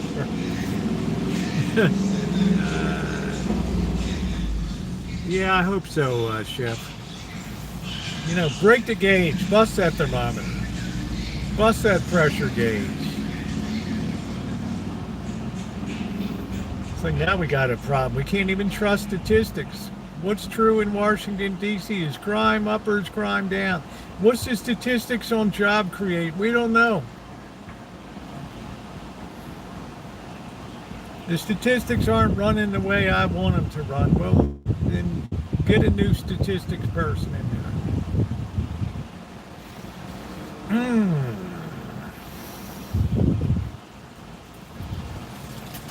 Yeah. See a lot more than you give them credit. See a lot more, but what you do halfway or more. No, I don't know what it means by see a little more.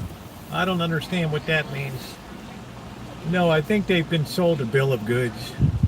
They've sucked down the swill. It's like 10 years ago. Everybody in California said, "Oh, you got to be a teacher." See public service announcements. There's a teacher shortage in California, and you can help cure it. Consider being a teacher today. The need is great. The positions are plenty. Now they're closing schools left and right. Hospitals. Now they're losing their big money contracts. Their big money from the federal government. Nurses are being laid off.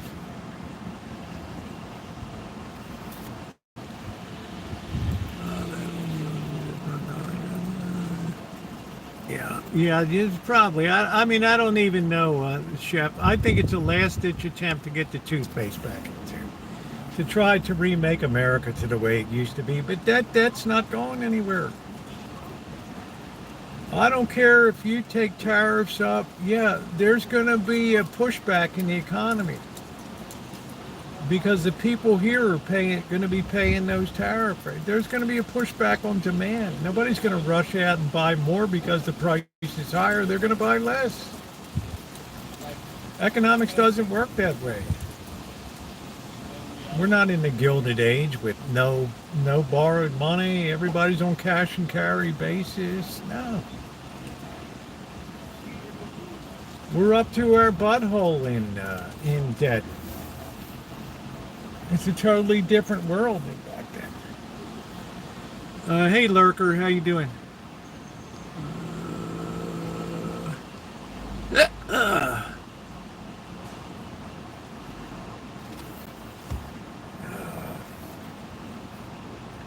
You know, it's almost like that feeling. We're gonna get the pain out. We're gonna get the pain out of the way in year one. We're gonna just hit all the whack-a-mole, everything. You get a hit, you get a hit, you get a hurt. We're cutting you. Yeah, cutting you. The economy will adjust. Yeah, you might be squeaking like a pip for a while, but sooner or later, you'll find a Starbucks to get into. Yeah, you might have to move in with mom and dad. The way stuff used to be.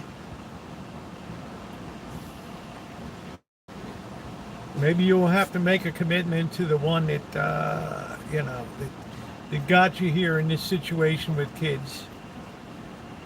Yeah, because we just can't support freewheeling all these independent households of unconnected with no families. Yeah, it's a mess. Nothing's going to surprise me.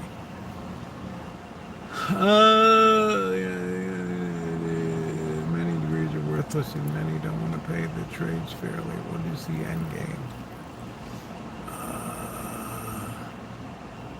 The end game is a recognition, Shimei, that we have to adjust to a declining standard of living.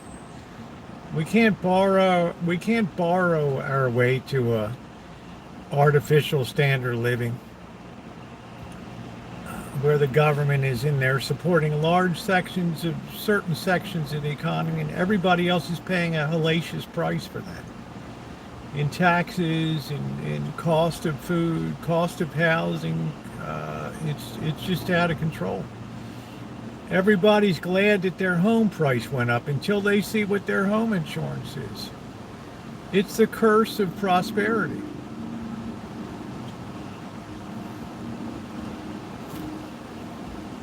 The end game is a very difficult adjustment to a declining standard of living because, number one, we don't produce that much in this country anymore.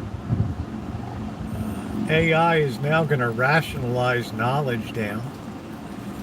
That things that were secure, knowledge-based things, yeah, accounting, architecture, you could probably just management, consulting, all of that stuff. You have doctors on telemedicine, one doctor for 100,000, whatever. Everything will have to be rationalized.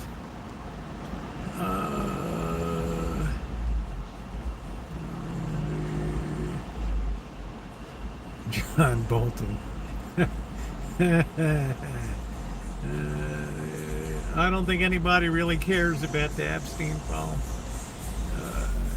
I think it's a whole lot of hooboo, but if people want to see it, that's fine. I don't like that the Attorney General came out there like the week one of the administration. She was all puffed up like a hen up there. She was looking sharp. First press conference. Standing next to the president. Pam's going to do a great job. First question. What about the Epstein files that have been sitting in the Justice Department? Yeah, that's good. I got those. I got that right here. And? Why are you looking at me like that?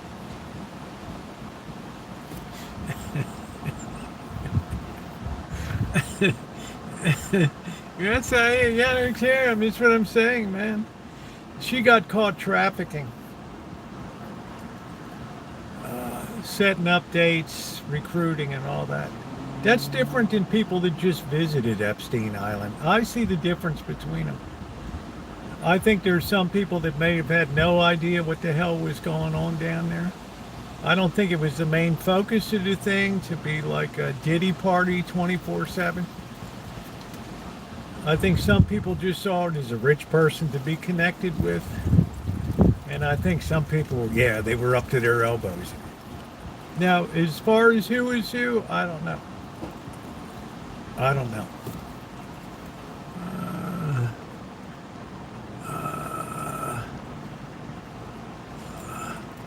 It's not about the way, it's about the one he's showing us there. Well, that's what I'm saying. Yeah, that's what I said. That's what I said months ago, Chef. I said, don't put a teaser out here like it's a sports bet. We're running a teaser today. We're giving a free parlay, three team parlay if you make a bet today. Nice. Nice teaser. So, you know, it's, you know, that's when my faith in the Attorney General of the United States went down quite a few notches. Yeah, we're parsing that through, and yeah, there's nothing in there. Just get it over with, dude. Take the hit and move on. Take the hit and move on.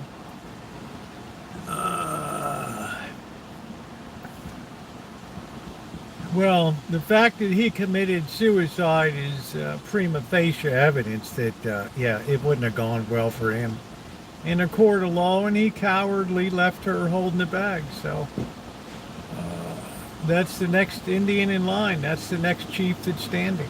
So it's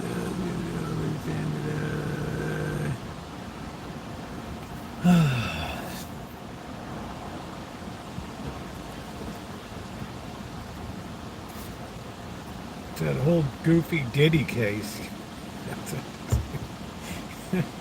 I have my theater popcorn. This is it.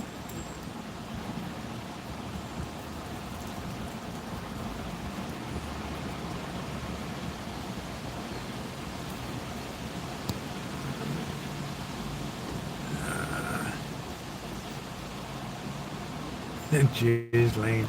I don't feel smart for her the least either. She knew what was going on.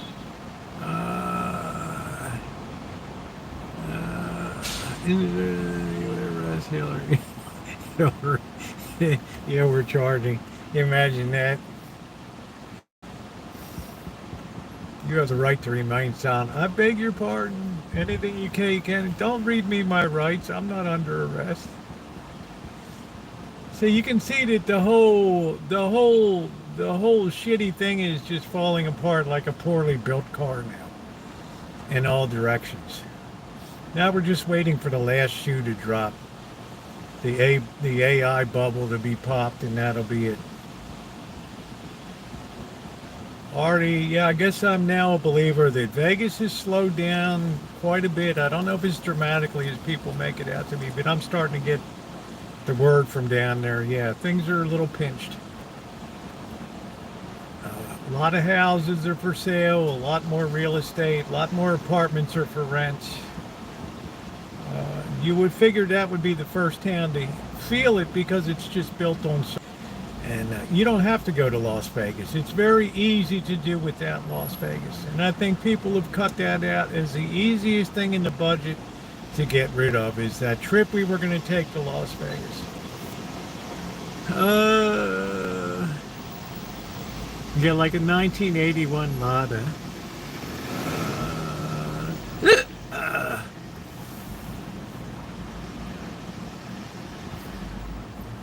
It's like a 1981 Shanghai.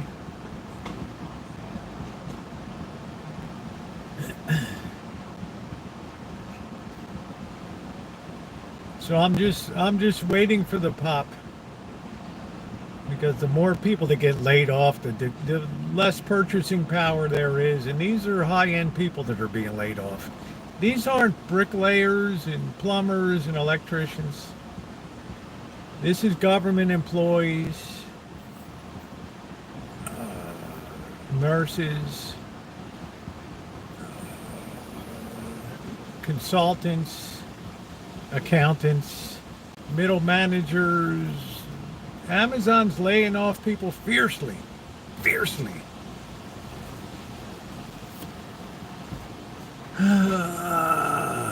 At some point, you start cutting into demand.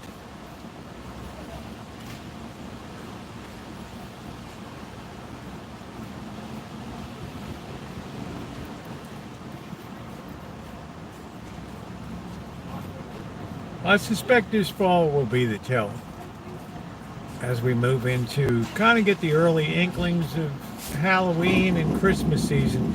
As soon as Halloween is over, well, probably the end of September, all of the Christmas crap will be up too. No, they're not going anywhere, but they're rationalizing through robotics. They've already laid off 100,000 people. That thing just goes along, picks.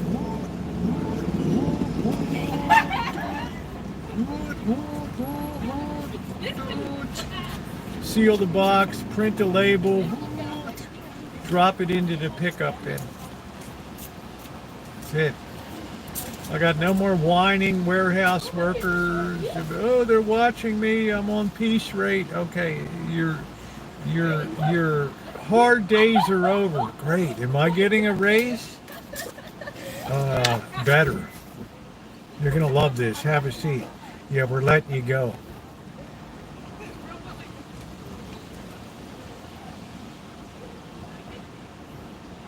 Probably, John. You could wipe a little more gently. Let's turn that down to about a 4.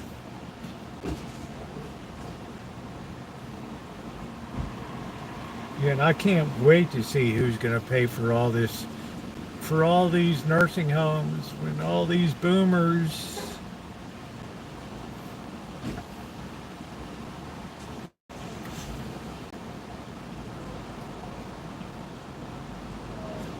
Bye, Grandma. Soft as Soylent Green.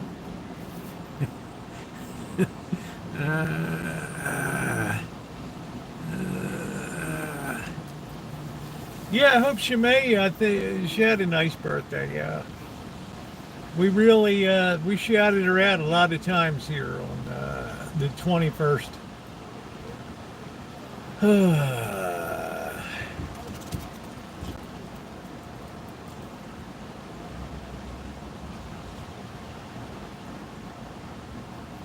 So yeah, you look around who's on the streets down here. It's all, everybody's about my age average.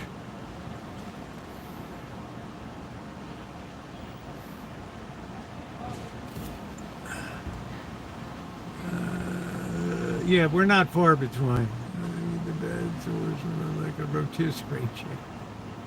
Jeez. Soylent Green. Well, you don't know how close you can slide to barbarism.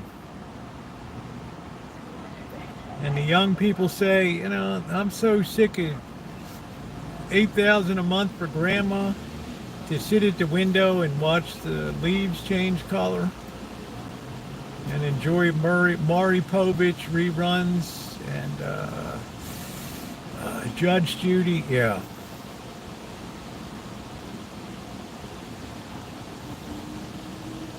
Grandma, we got good news today. Am I being upgraded to the single room? Even better.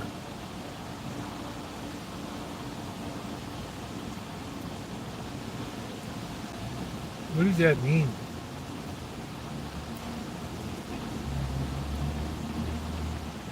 It means your number came up today. Soylent Green? Cooking with Soylent Green. Hey, Camper One. How you doing? How you doing? It's not funny, but I can easily envision that future. Look, if 6 million Jews and untold hundreds of thousands of other people could be rounded up in the late 30s and 40s, that's not that long ago. Let's be realistic about human nature, shall we? We're no more evolved than we were. We're probably rougher now.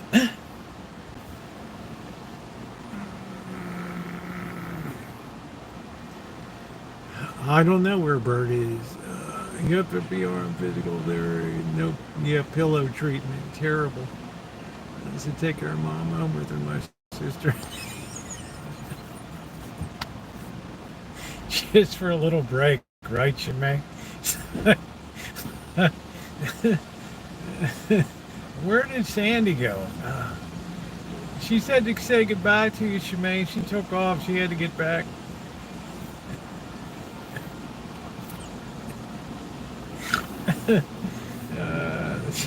Really?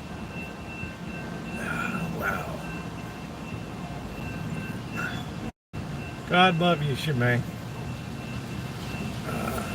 I just oh, no problem, Angus Kiss. I tried to put up a posting today.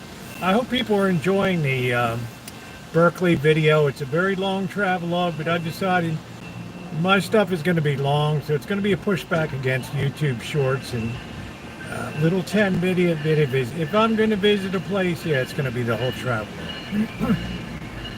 So I hope people are enjoying that. Please give it a thumbs up. Hype it up if you see it. Whatever this hype thing is, yeah, hit the hype button.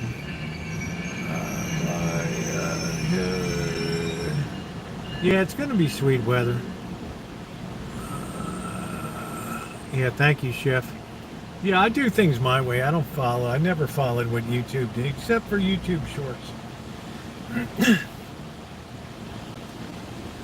Short for that format, but I rarely do short, just like cooking ones and other ones. But otherwise, it's going to be widescreen travel format with a very high definition camera. That was all shot in 1080 60p, crystal clear, like you're right there on the streets. What do you think would happen?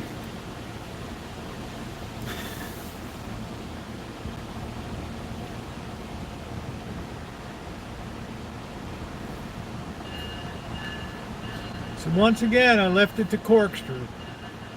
People have to explain why gold is at $3,400 plus an ounce with no big drops. It's been a long time since I saw a commodity that was so resilient. That makes me think it has a lot more upside. It just doesn't back off. Currently one of them. Yeah, that's a treat, but it's humid.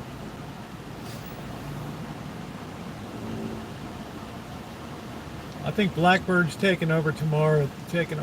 The woman brought the cages tonight. We have instructions on how to do the traps. We're going to get the cats used to being fed in the trap. And then she's going to come over one night, set the traps officially. We'll click that can, put it in. Yeah, probably Tiger or Magic. Tiger's a pig. He'll be the first one in.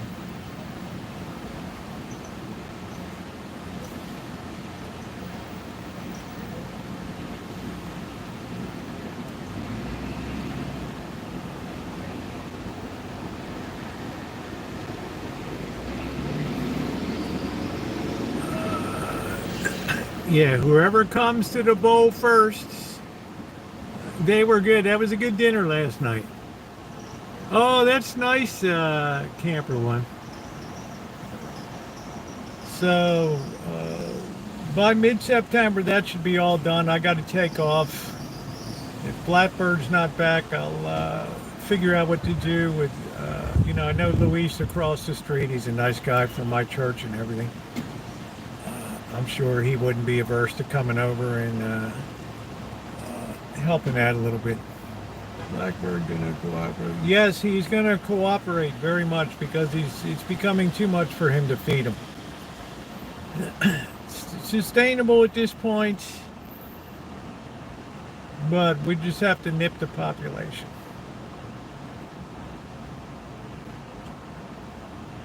He realizes that there's, usually goes enough, and then Blackbird realizes, yeah, this is a problem.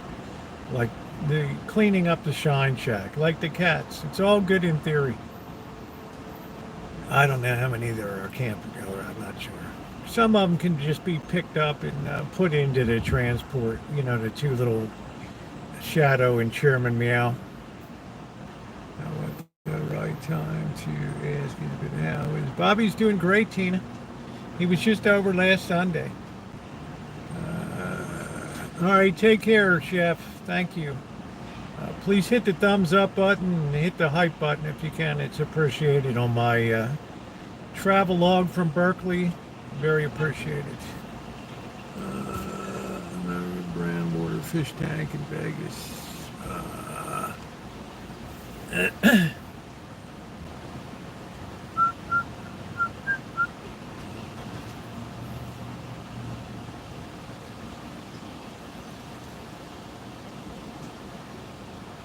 Yeah, Bobby's doing great.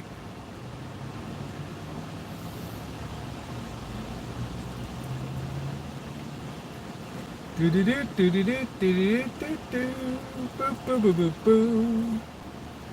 There's been a very good discussion. I think yeah, they're fine outside, Kelly. I'm not having the shine shack open and doing all that.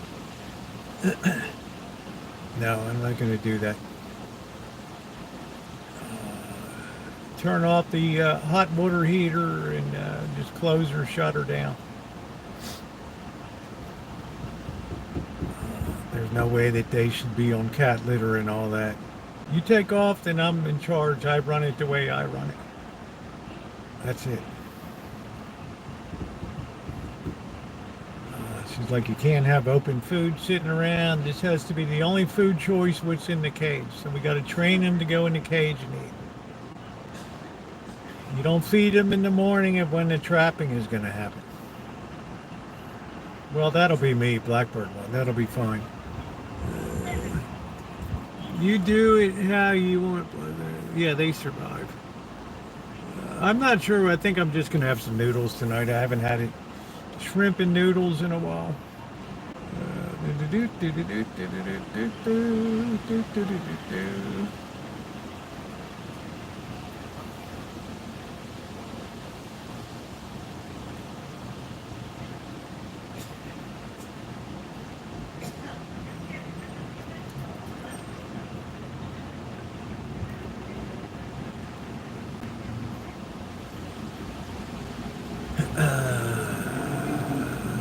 Yeah, we got nice. These are nice, These people know what the hell they're doing.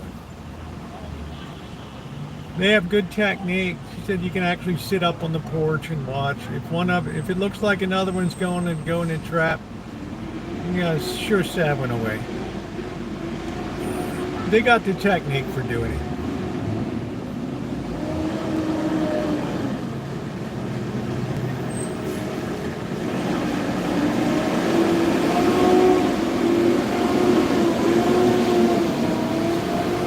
Governor's Office of Emergency Services. These fire trucks coming down from the picket fire.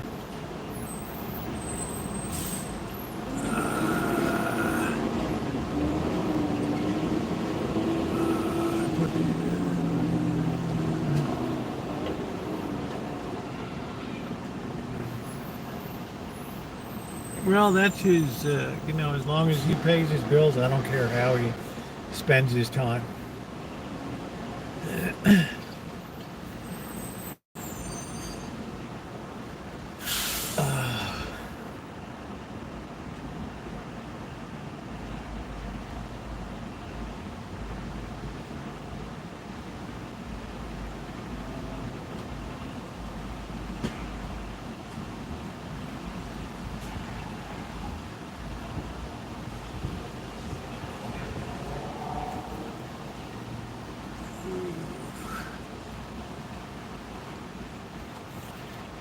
Camping this weekend at my friend's house. We made a pillow fort in the living room. Quirky. That's it. That's great, Corky. That's good. What a life you have. What a life you have. But we've done a lot of discussion tonight. I've valued the input that people have given me here. If you're not subscribed, subscribe and hit that bell for all notifications. More content's going to be coming up over here. I'm basically done the book now. Like I said, it frees up a lot of time to get back to the traditional channel stuff. Travel, overnighters, camping, cooking, breakfast in the morning, all the old shit, electronic stuff, metal detecting. Their boys are going over to the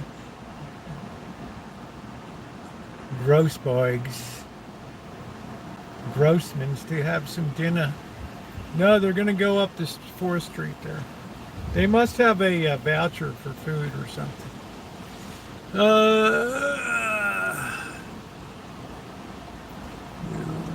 No.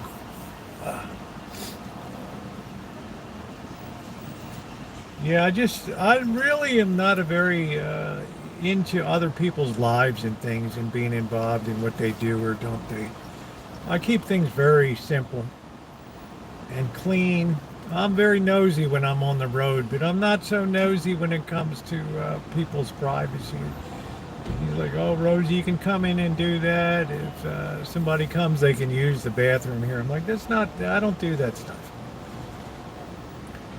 That's your place. You don't pay the rent for a couple months. Yeah, then I bring Hector and Javier in, and we move all your stuff into storage and change the lock on the Shine Shack. Yeah, and then it's a whole new ballgame.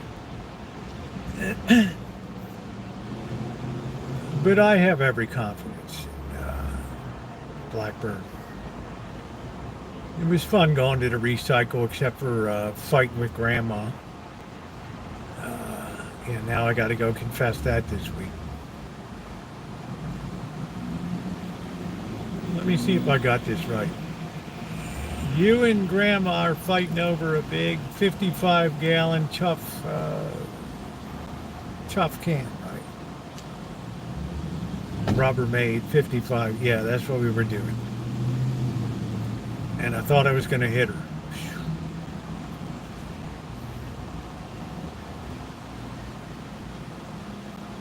How did you feel about that? I felt great.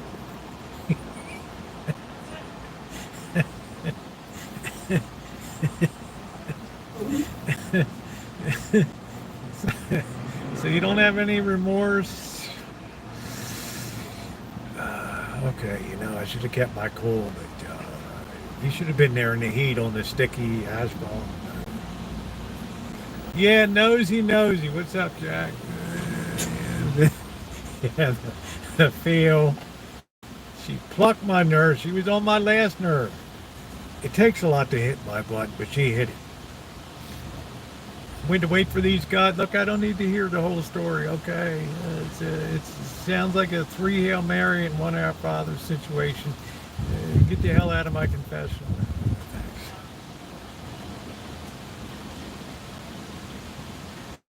What are you waiting for?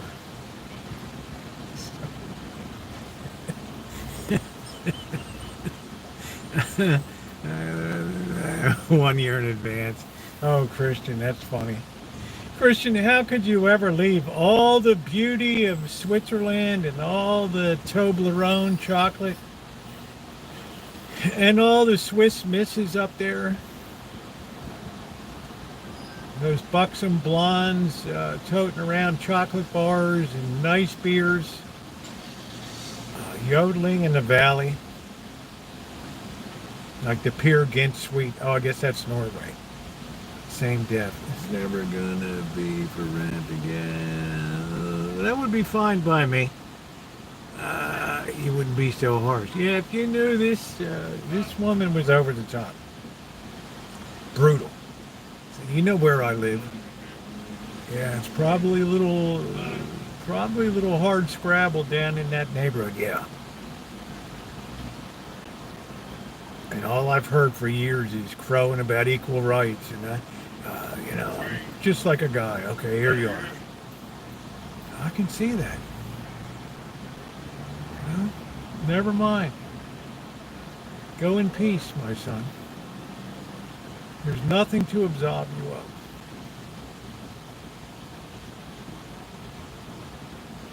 Well, I did kind of F-bomb.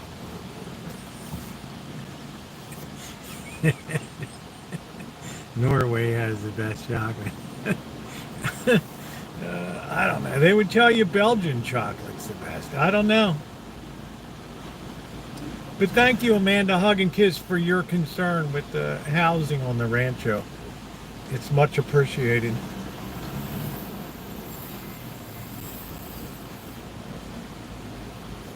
Yeah, I want to do an overnighter. I got to do a short trip to Vegas, come back a week, then do a long one and get the shit fixed I need to fix.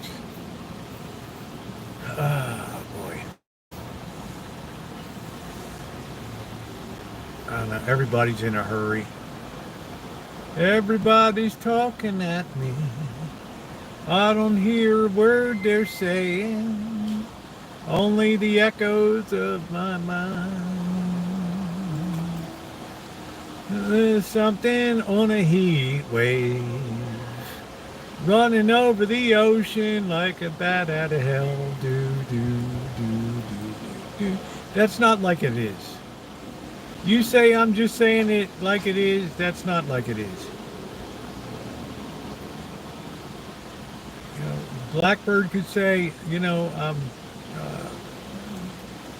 like it up here in Humboldt. I decided to stay up here down in LA. Yeah, it's good money.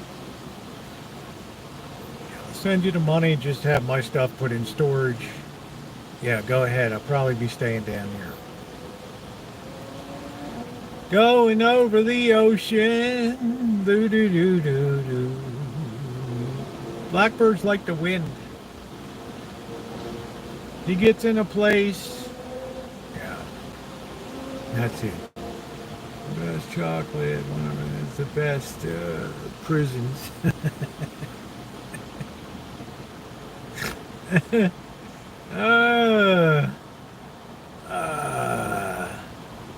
That's funny. Yeah, Blackbird's very unpredictable. I mean, you might think it's a sweetheart deal, but, there's no real kitchen in that place. It's not all peaches and cream to be in there.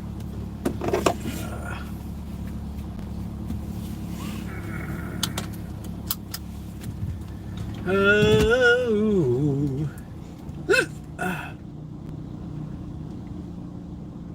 Come on, you knucklehead. All right, we got our parasol out today. How very cute. Ugh, we're so delicate.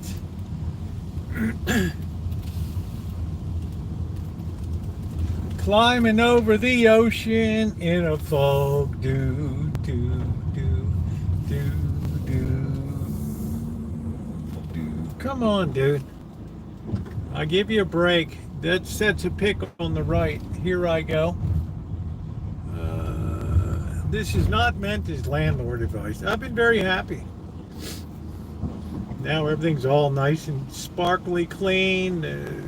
Recycle's all done. Yeah, who wouldn't be happy? It's a beautiful thing. Rolling over the ocean like a dream. Do, do, do. Lewd, do, do. Don't be lewd. Amanda, hug and kiss.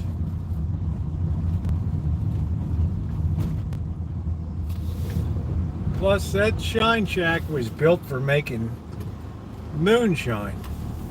That means that's built for very hard duty in there. No, there's not much you can mess up.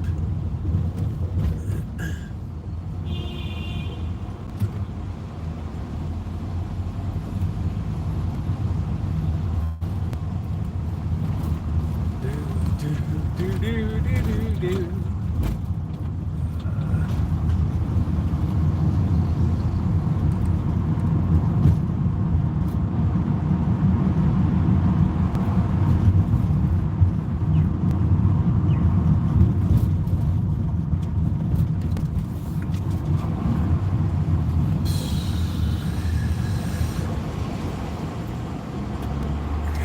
Like the Dead Mall special here.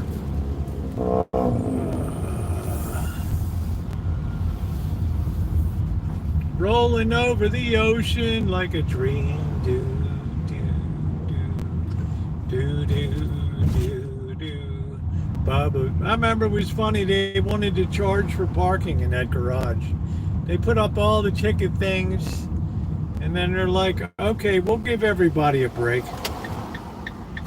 Now nobody goes there at all. Nobody goes there at all.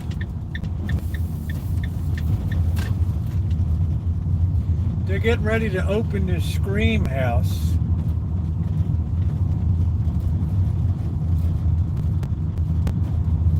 All right, let's make sure we don't have any cretins around.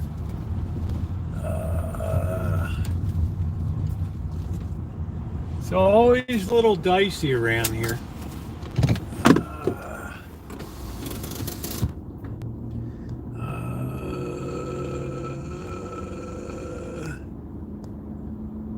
Yeah, who doesn't like Toblerone? Oh, man. I had one I bought. It was a good price.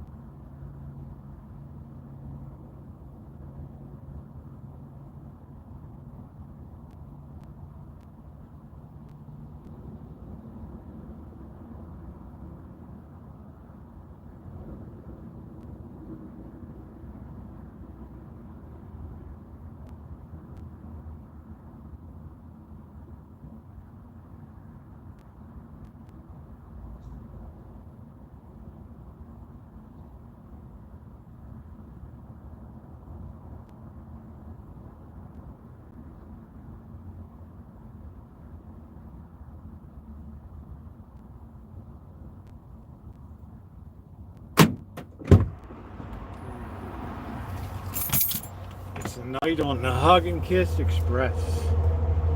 Oh boy. Yeah, I got this guy's gonna take the truck September 1st at 10 p.m. at night. Oh, wow.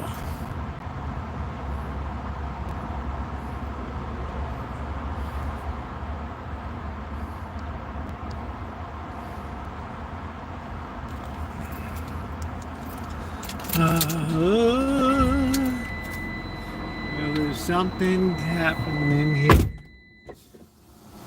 What it is ain't exactly clear. Stop, brother. What's that sound? Everybody's taking a dump all around. Do, do, do. Do, do, do, do. Hug and Kiss, I'm paid to be an entertainer. Any support is appreciated on this channel. I'll start puffing it up a little bit. Let's see, well, that's a nice looking vehicle. I'm not in love with that rear end on that Lincoln. I don't know.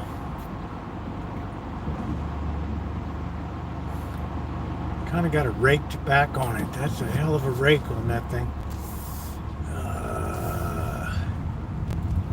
Lincoln NKT. They didn't even want to park it inside of the garage. Can you imagine that?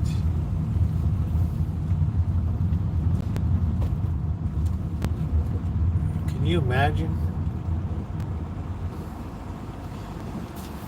Yeah, I feel like going down the art district again. There might be something going on. It's getting chilly. It's going to be getting chilly. Who doesn't like a nice rear end? Oh, probably the bocce ball tournament is still going big time.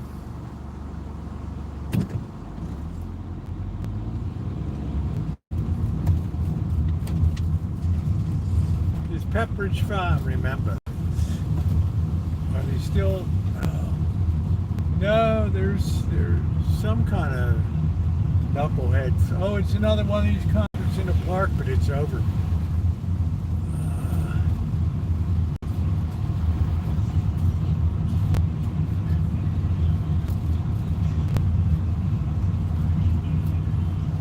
It is over.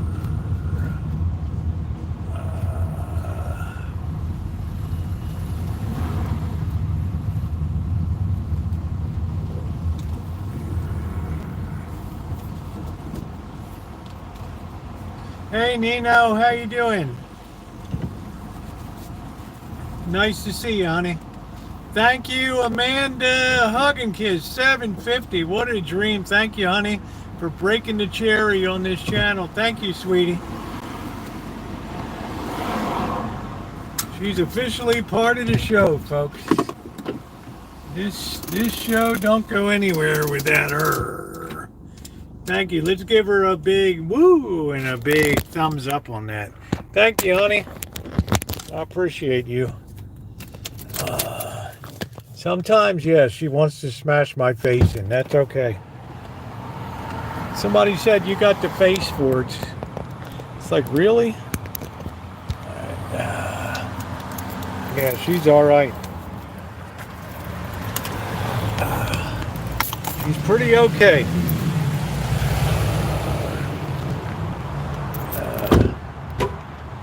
She's part of the show. Like it or not.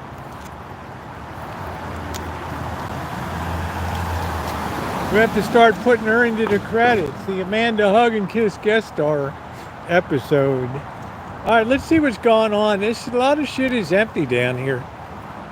Yeah, very thoughtful, very kind. Don't forget, guys, we got the 3rd annual fundraiser coming up in November. I want to make that a big success. Everybody knows what goes on. Let's see if anything new is on the poll. Let's see. Art at the source. I don't know what the hell that means. Let's see. The poll of doom. I guess they had the concert today, August 24th, the Sorrentinos. What's going on right down there? Oh, okay, thank you. Yeah, I thought it might be over. It looked like it. I don't. Okay, thank you. All right, they're on a break.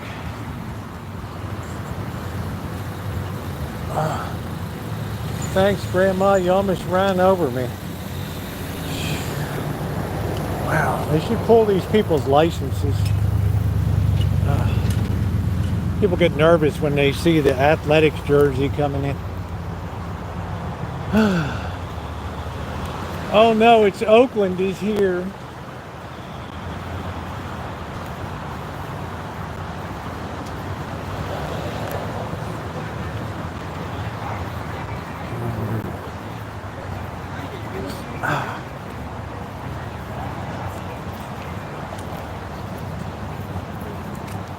Yeah, because All right. Oh my crotch is a little itchy today. Signal's fair. Let's clean it up. Oh, let's see if we can clean up the signal.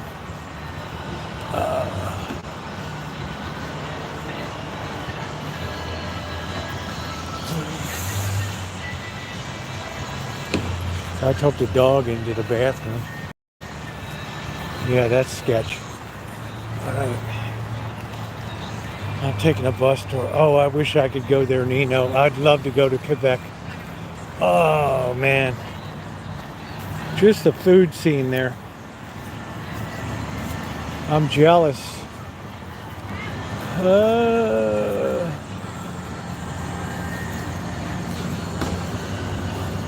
I'd love to go to Montreal and Quebec.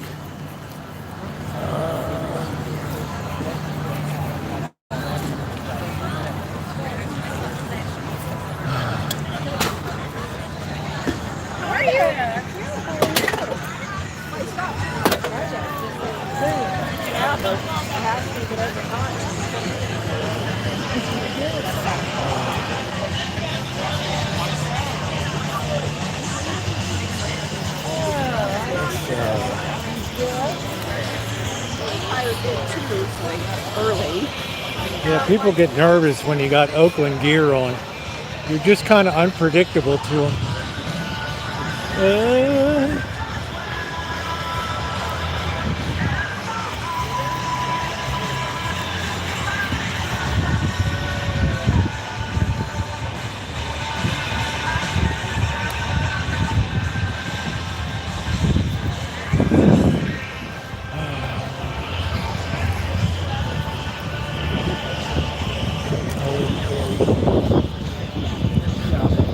No alcohol allowed in the park.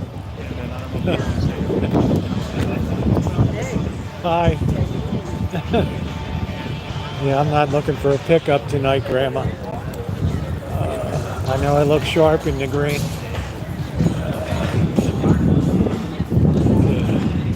It's hitting on me already. What do we got over here?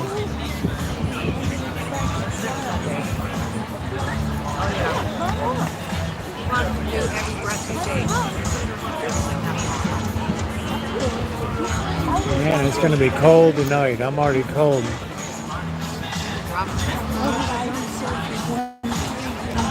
Yeah, they just don't like it here. It just sends up a real bad vibe. People hear Oakland, they just associate it with big crime. And then we got her, because they first started getting Our concert ends at 7 o'clock. That's in order to be seated all of those that live around the park. We got to tie our shoe here.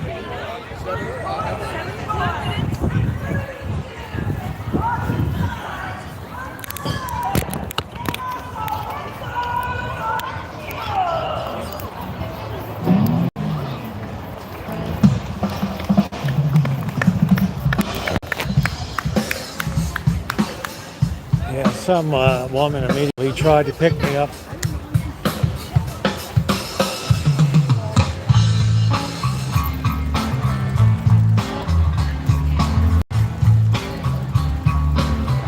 Snack boy.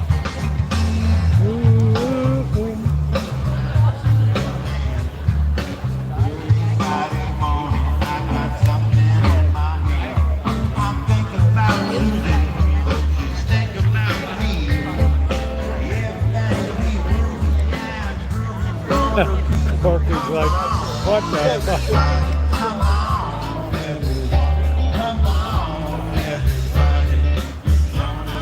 don't like that gangbanger look.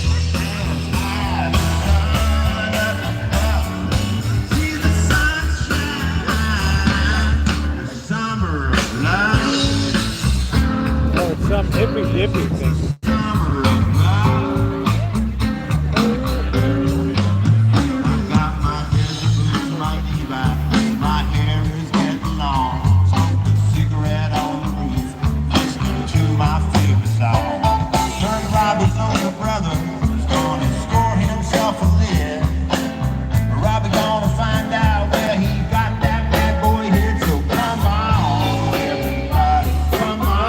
Ladies really dig me. Come on, everybody, we're gonna have some fun. Gonna get mad, fine, just above. Everybody's dreaming the summer of love. It's the summer of love. I'm sitting in a bedroom, black light posters on the wall. Susie's so fine over broken glass I crawl. You better light some incense, put on JD's cologne. Please God, let my parents be asleep when I get home. Come on, everybody, come on, everyone, come on, everybody. We're gonna have some fun. Gonna get fast,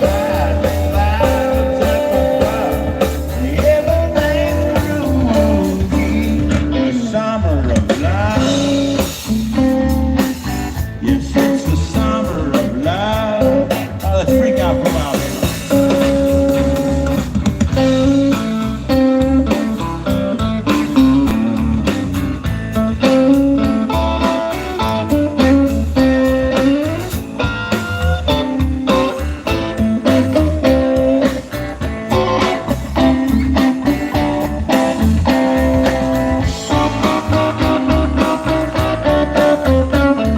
My worst nightmare is that somebody pulls me in.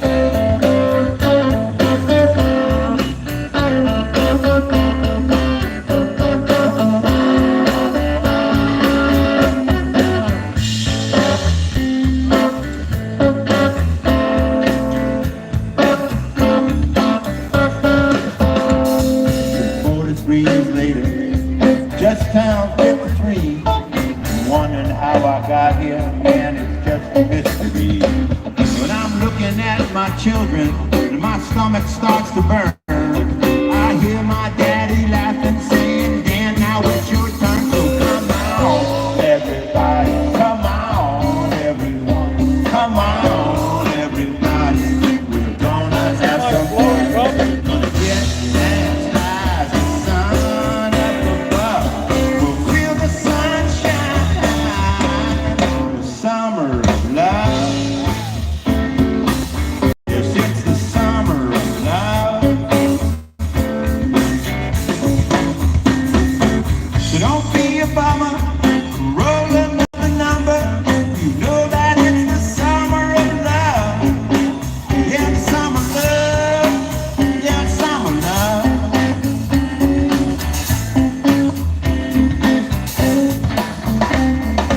It's Drury.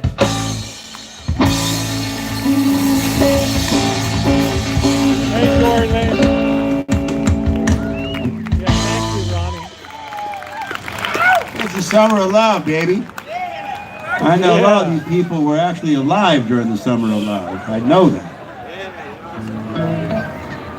I actually was. I was born in San Francisco, and I used to go down to Golden Gate Park and see, like free, free. There's a lot of rock beer shows breath back in the here day. tonight. And that's what made me the man I am Hey, today. Lord. Yeah. Grateful Dead and Santana and Jefferson Airplane. Yeah. Right there. Yeah, went to school with him.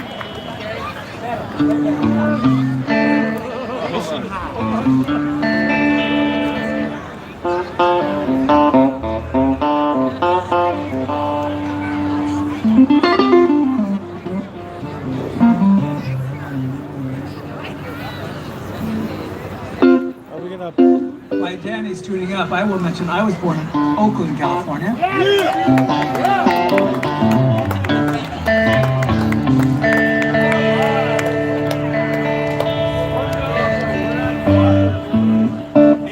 All right, if we're going there, I was born in Arcata, California. Okay. Humboldt, baby! Dave, where were you born, Dave? Baltimore. What the fuck? I was born out of the country. See? Oh, Ferner! Air Force son. Anchor of Turkey. Wow! Oh, he's kind of exotic, Dave.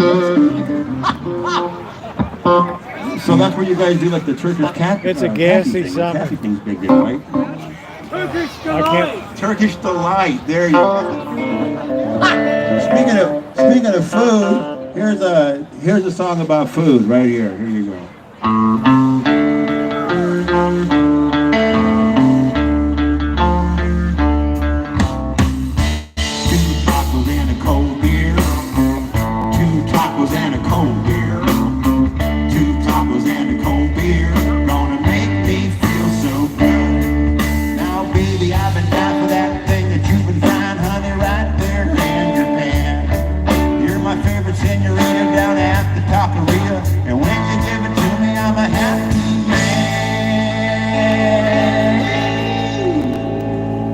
Baby, 2 tacos and a cold beer. 2 tacos and a cold beer. 2 tacos and a cold beer. Gonna make me feel so good. Now a couple there will do me. You gotta give it to me, and I don't care what it costs. I'm putting in my order for you 3 south of the border. You gotta give it to me. With a little hot sauce. It is. 2 tacos and a cold beer. 2 tacos and a cold beer. 2 tacos and a cold beer. Gonna make me feel so good. All right.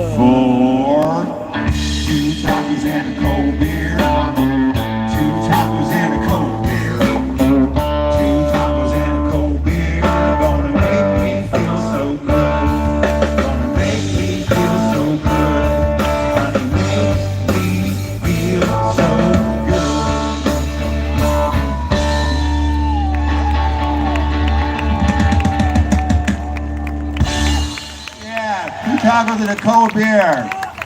Who's not in favor of that? I don't know. I do a song now about my favorite songwriter, or one of my really top 3 favorite songwriters. It's hard to pick them out. It's an English guy. He had this band called The Kinks for a long time.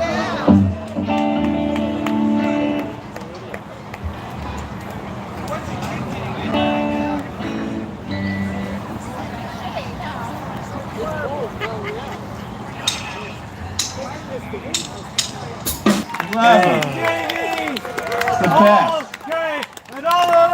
And we're gonna do another song. So I'm like doing this thing. So that was an English band. This next song is called "Swinging London."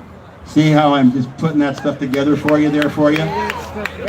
There you go. So it's I really is. I worked hard on these sets to make them all like a like a story, so that like when you go home later on, you'll wake up and go, yeah, that guy's pretty smart. thinking about stuff all the time.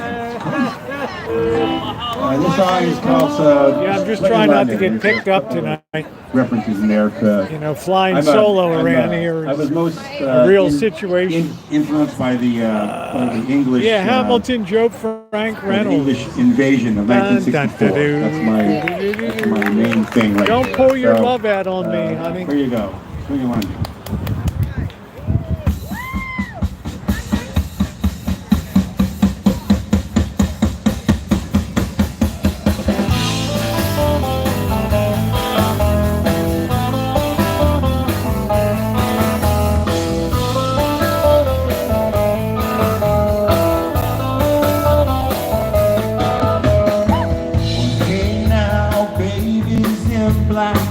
And I don't think she's gonna come back.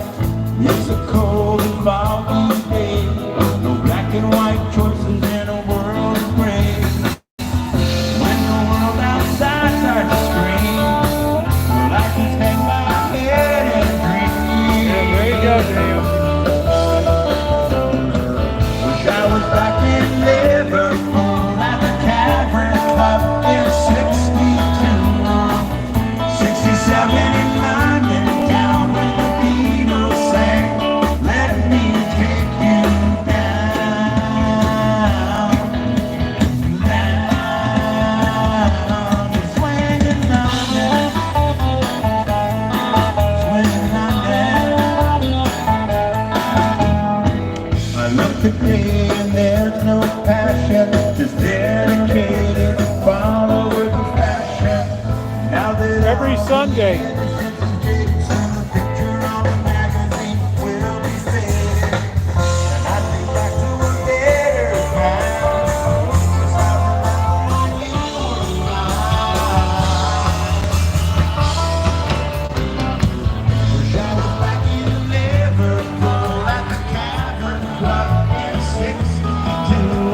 Yeah, I'm getting saturated.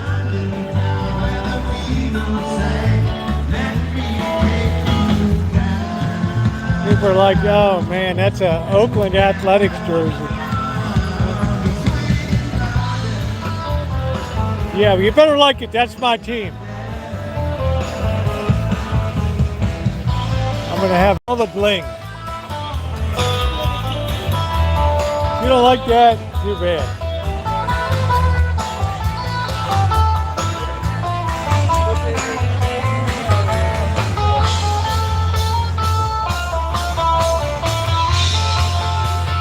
I look sharp.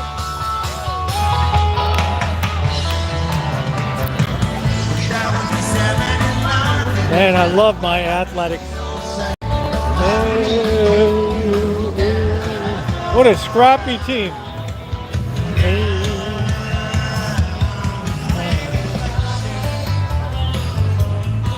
Man, we got whiteout conditions.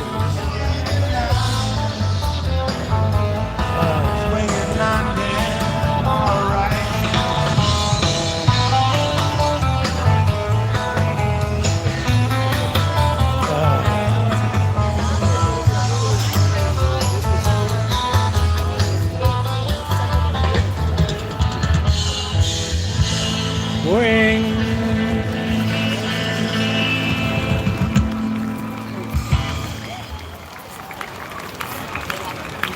Thank you very much. Next song is on our 7th album. Kansas City Athletics. Till 1967. Hardcore, I'm saturated, dude.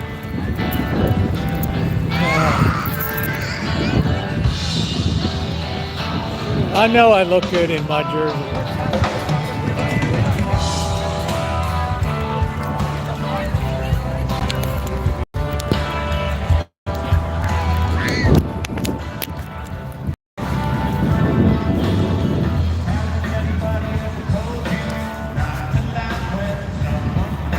Yeah.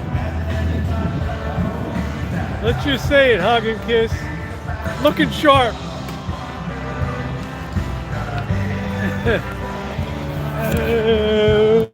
Bite my sack. Dory Lynn. You're a goofball. It's that winsome smile. Oh, gracious. I think green is my color. Good thing I don't have to whiz.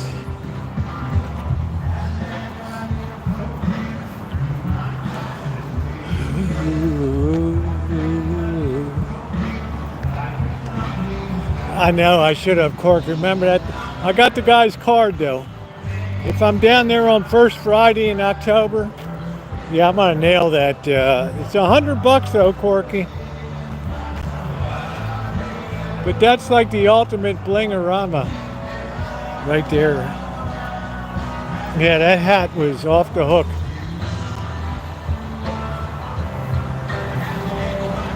That was a nice piece of bling. I mean, if you're going to be an A's fan, be an A's fan. What does it say? Funeral. Don't hit me. These people don't even look where you're going.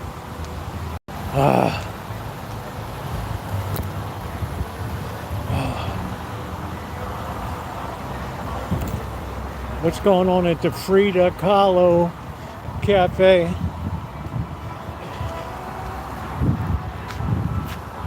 Nothing.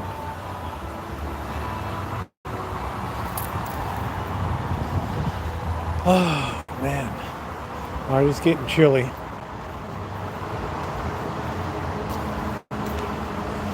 Oh, what a fun stream tonight.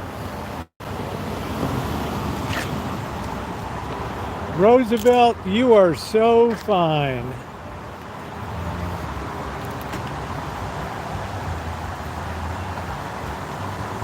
You are so fine. Oh boy. Man.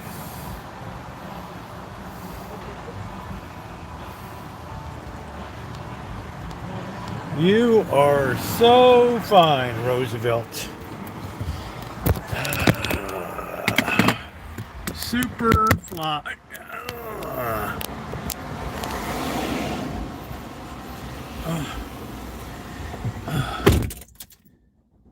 My crotch is itching.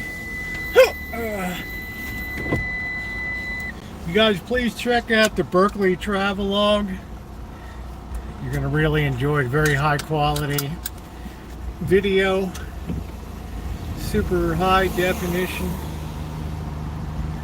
13 gigs, biggest video I ever put up.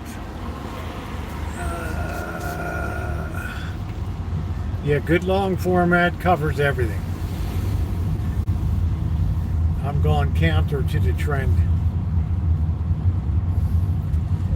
They're like, oh, you should keep your video under 10 minutes. Yeah, look at me.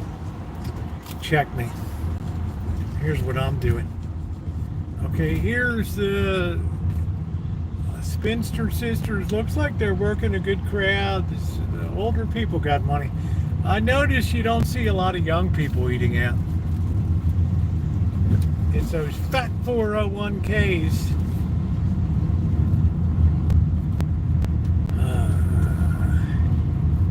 The Giants jersey. I don't know, the girl just got over there. Some woman started hitting on me right away. How you doing, honey?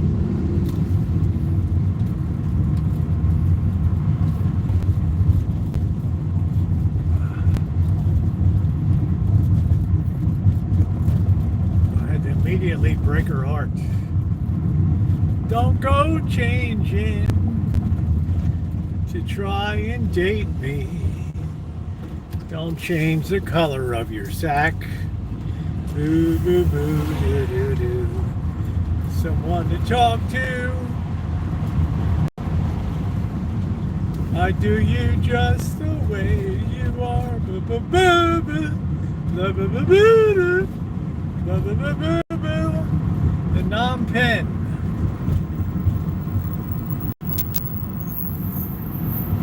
Well, the Noodle Palace moved over here. Holy shit.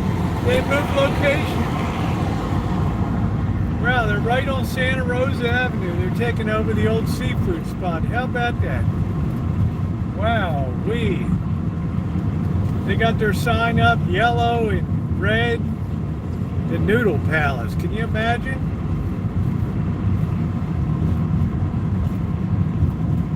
Wow. Can't help being a chick magnet.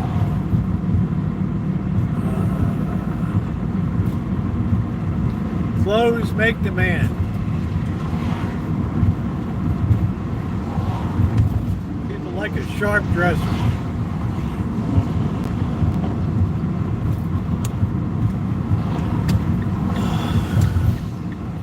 Wow, we thought the Noodle Palace was long gone, baby. They have been resurrected.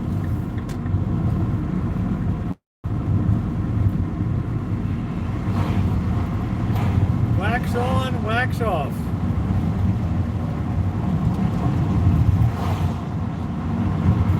Buy me a ticket for an aeroplane. I don't care if something is something. I'm a coming home. I'm a coming home. Oh, Vanna, oh, pick me a letter. Yeah, I was never big into Vanna White. It's just, I don't know what it is. I think it was the kind of lack of meat. Buy me a ticket for an aeroplane. Must be a meeting at the laborers. I don't know.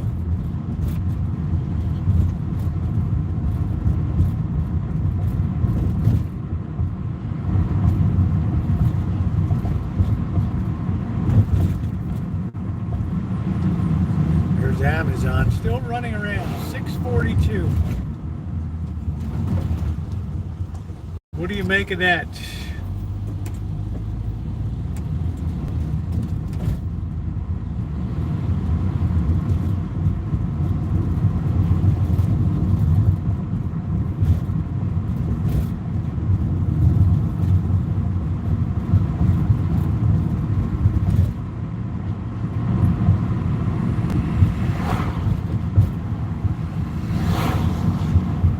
Hey, how you doing, North? What's going on? I hope you're doing good, buddy.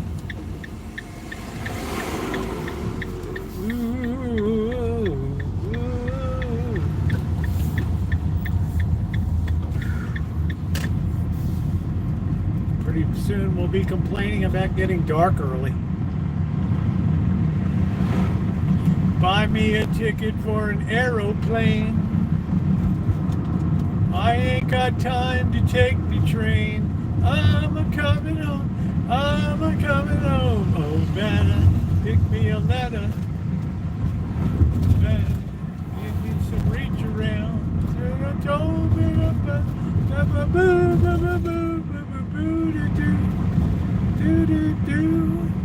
Whoa. You're on a quiz show. What was the one with Regis Philbin make $1 million? Yeah, I'm the person you want to call. I'm the lifeline. For $1 million. Who was the president that reached the cross-party lines to pick a vice president of a different party? This is pre-Google days. I would like to call a friend. Rosie, we're down to $1 million question. It's all up to you. I'm like, Frankie, I'm going to need 20% if you win. We got a verbal contract on national TV. I want to tell you right now, I know the answer. 10 seconds. Okay, all right. Gee, that's extortion. Yeah, I know. What do you think, I'm stupid?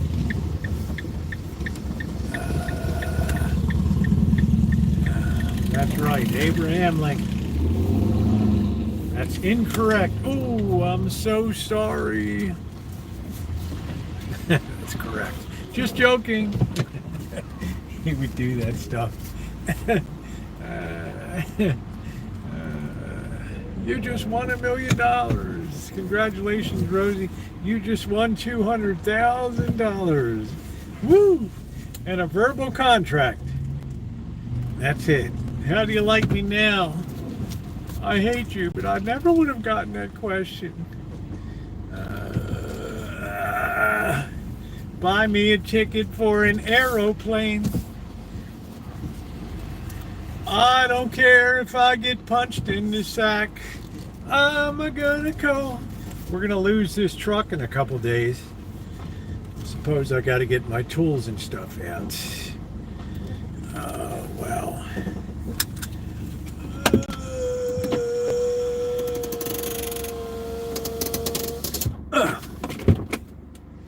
All right.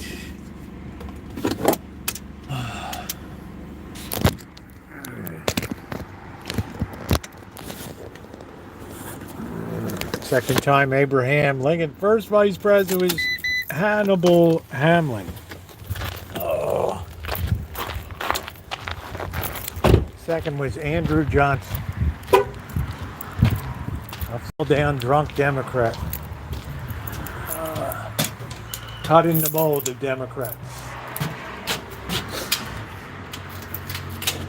Oh, man.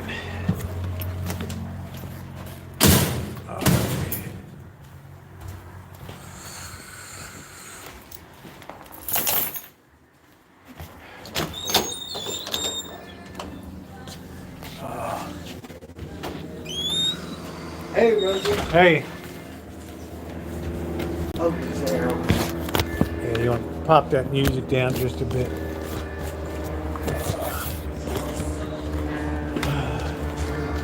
We got the bowl to feed. We have to do the cats the proper way tonight. Yes, I'm about to do my laundry. I have to do my laundry.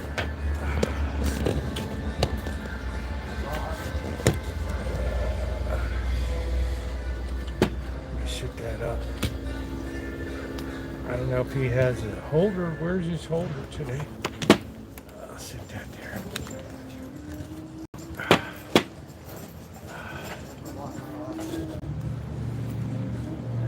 All right.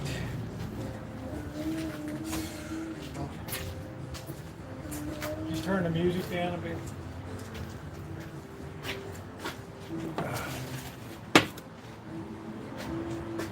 Okay. There we go.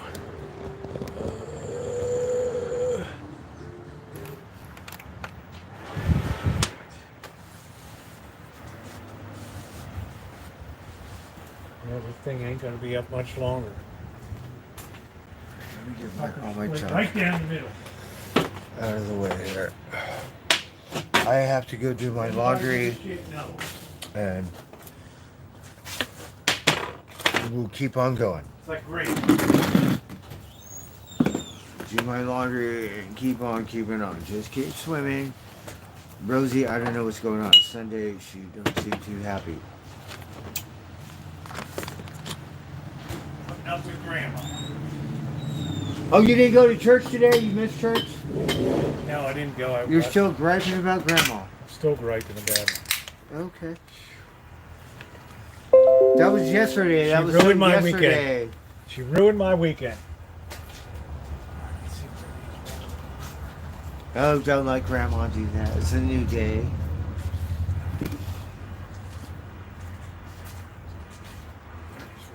Wait a while, maybe she'll. What time do you usually feed them?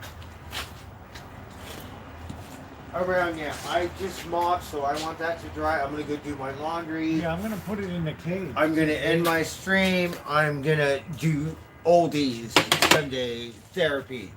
Yes, sundown. You guys don't get any sundown today. I'm sorry. I need some therapy. So we're gonna do oldies because we've been doing oldies lately. Drop my laundry off and get jiggy with it.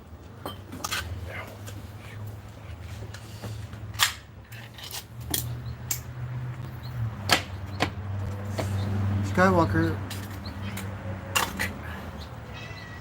Yeah. We're gonna get you dopes used to the cage. Oh man. Oh, is that your friend, the doggy? You guys are gonna look at like the circus clowns of the VW bus, where there's 20 of them in the bus that come out, or 100. Because if you're hungry, you're gonna be all like 20 of you in that cage, and it doesn't matter what your then what you do. Except for you, Shadow, you get to keep your balls because you're too young. The other one, no female.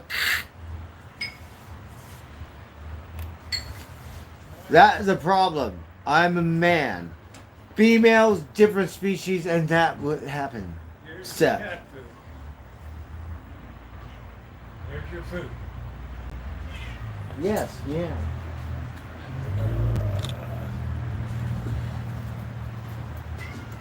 Hey, Skywalker, how are you? Huh? You so handsome? So how was your day? Did you go to church? I No. missed church. No, I didn't. But I slept in with the varmints, which was I nice. was down at the Juilliard Park that had another concert. Oh, that sounds like fun. Oh, man. So how was it? I like that part. I spent time on conference calls, but one at a time, which was good.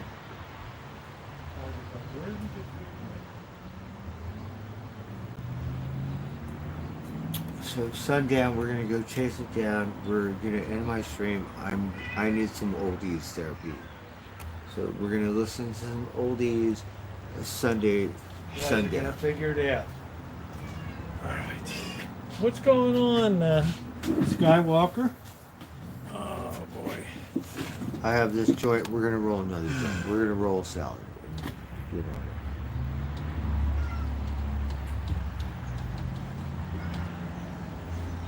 Oh, I need this cigarette pack. I have some backdoor cigarettes. And joint, we'll roll a joint.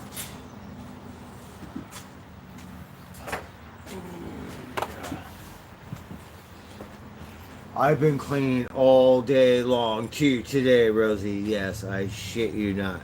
It's been 2 days in a row. Finally, it's gonna I'm be gonna clean. put these traps up. So you can open my door, cat litter, food, it's all clean. Yes. Except for the laundry. I'm gonna put that in 2-3 bags and I'm gonna hide it in the corner. Other than that, we're good. And my toolbox, and my surplus. That's it. I got 2 boxes like this.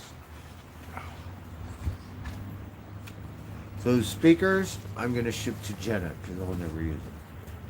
And they're light and they're good speakers. She has, her boyfriend did all this surround sound in her house. Her other one is really good too, but these, you can put them in the barn for Buddy. Yes. You had a crab last night, Shadow. You like that? I know you did. Yes, they've been picking at it all day.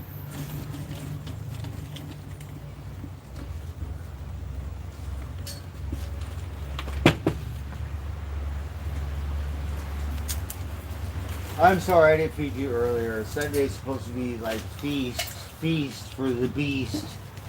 Yeah, I might put these on the deck.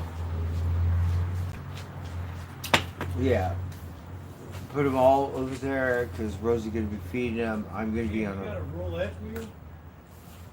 That's yours, but I wanted to hold on to it because it's a fun game. Do you want to bet $1? I'll be the dealer.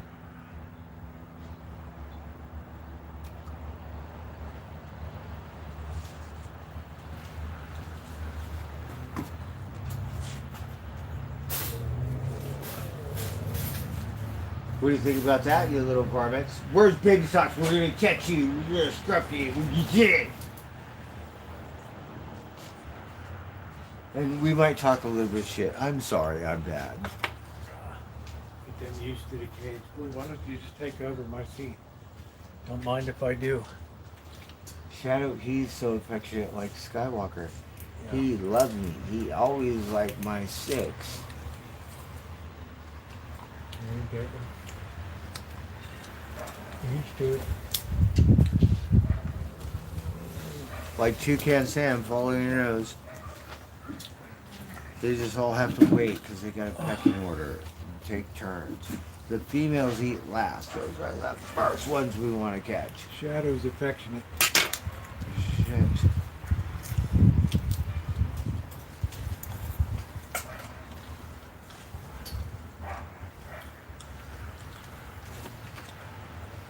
Whatever. I'm sorry. Yeah, we got the traps today. We have to cut your balls off.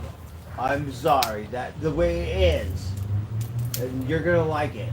I mean, you may not like it, but I'm sorry.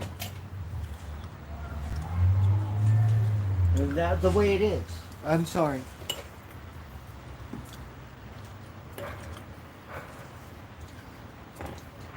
Because I'm over it. German meow.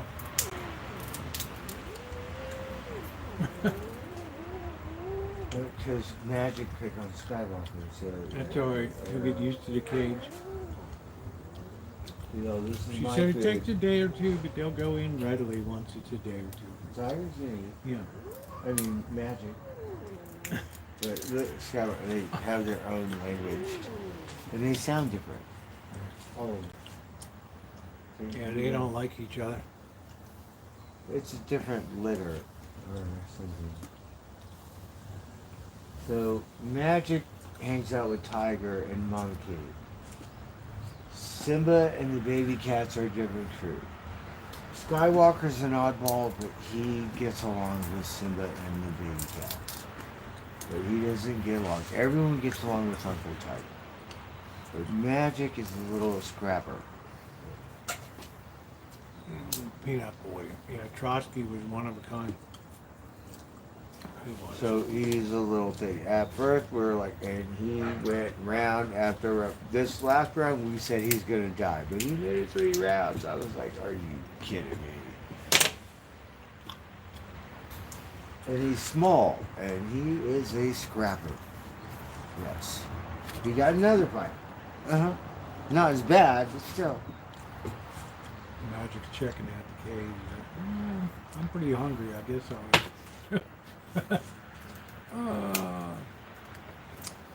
yeah, Trotsky was a good co-host. Magic, eat your stuff. You did. But You he get fell- your he fell thing victim off. to- I'm sorry.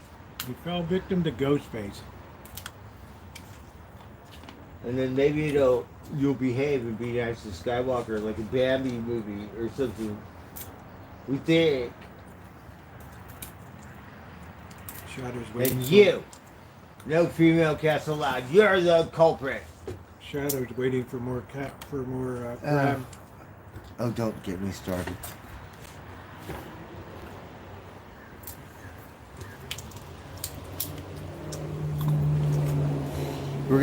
I need some more therapy. I'm gonna waddle my ass. We shall return. So, everyone, happy Sunday. I'm sorry, we've been houseboarded for 2 days. Yeah. So, personal stream. I haven't seen Ghostface in forever. But whatever. So, that what it is. If he's around, it's late night. Alright. We're dipping out. They're We kind would of like to checking thank out. everyone for dipping in and stuff like Magic that. went in a little bit. We'll Had a catch little you on bit the of a next dip. round.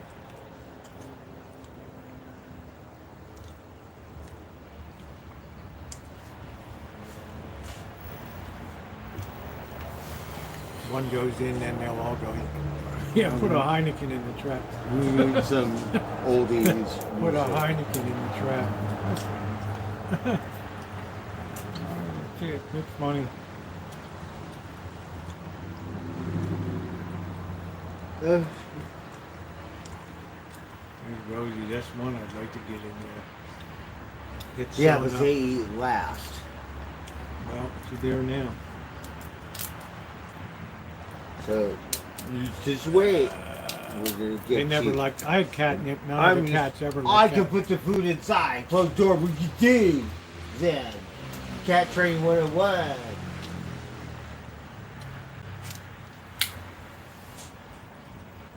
These varmints. Hey, Sean.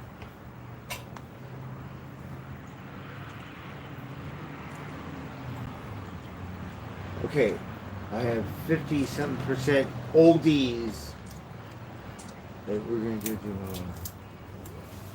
Hey, you better behave. Screwing around.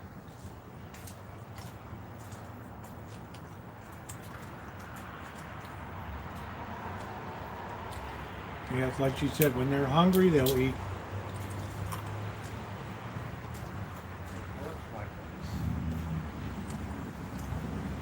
We had the expert here today.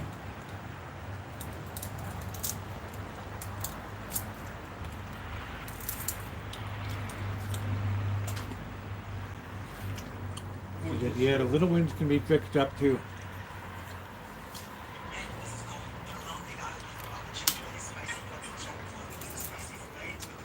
All right, there goes Skywalker just went in. He's in there. He'll be prime.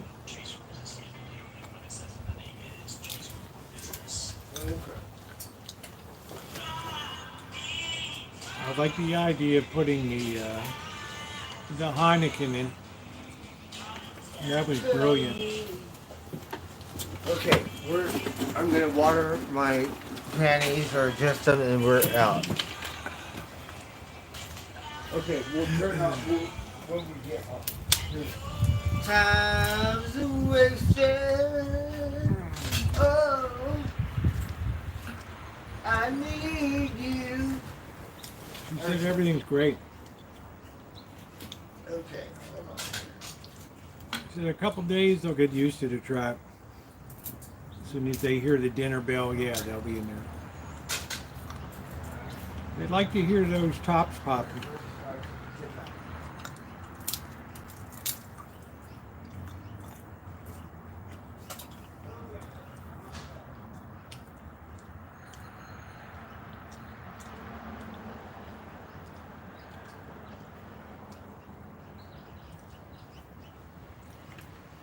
Skywalker's in there now eating. Put him in a crate, they're gonna howl. Well, he never scared. They're so used to bird.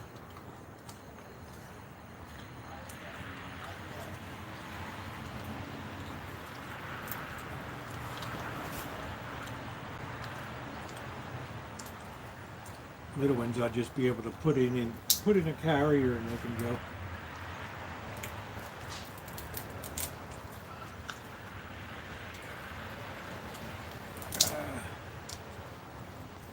Well, that crate saved Simba's life. It's gonna fit in that box. This is all dirty.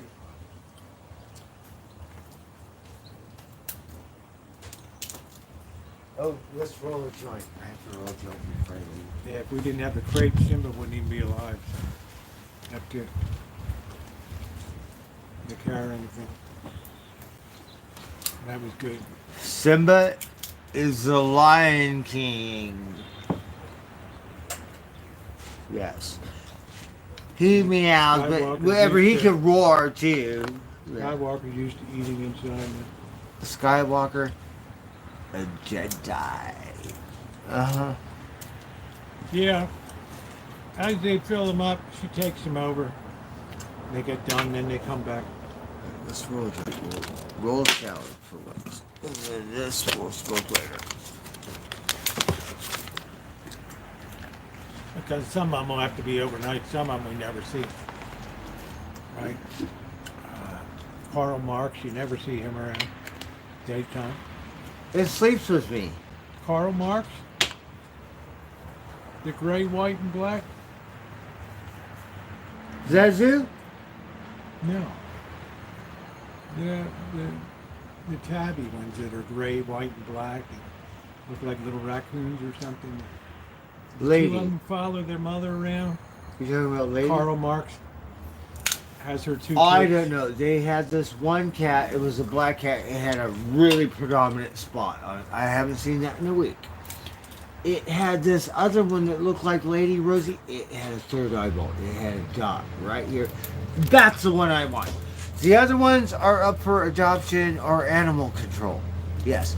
But Yeah, this they one, don't do it. They don't the take it third right there. eyeball, I'm telling you, like a koi fish, you get a koi fish with a spot like that. They don't do it if it's tame. This unless cat, they're tame.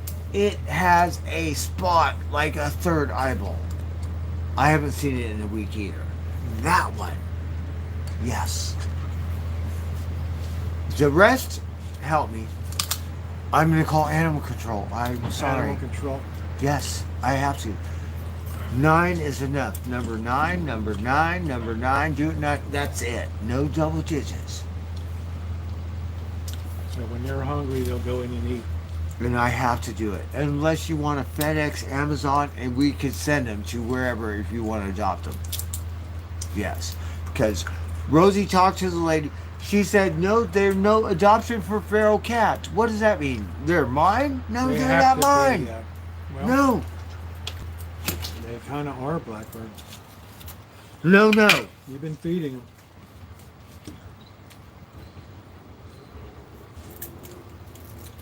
But as long as we just keep the population limited. No, I'm going to chase them away. Okay, well. I only have a certain thing in mind. That it. We've been chasing all the other cats away that are not my cats. There's a lot of work. I don't want to do that, but I have to now. Hey, Nina, welcome back.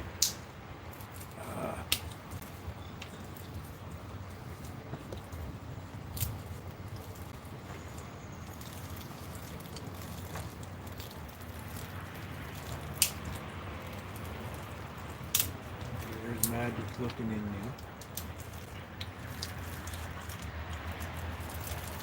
Alright, I have some, I'm going to get some cigarettes. I have a joint. I have half a joint. Oldies therapy. We're going to start off with James Brown, like the Grateful Dead. You think? Uh-huh. Magic is right there. Hey, Skywalker. Oh. You the handsomest one. Yes, you I are. have quarters. You the Get this handsomest. together. We're going to put this here. This. Okay. This will move. We'll just bring this. I'm going to go do my laundry, Rosie, and I All will right, see you in a Blackbird. minute. Yeah.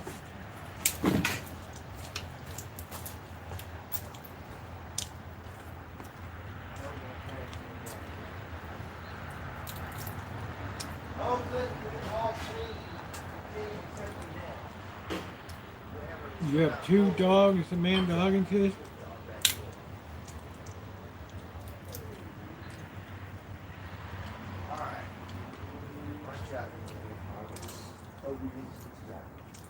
I don't know why Magic and Skywalker, they don't get along.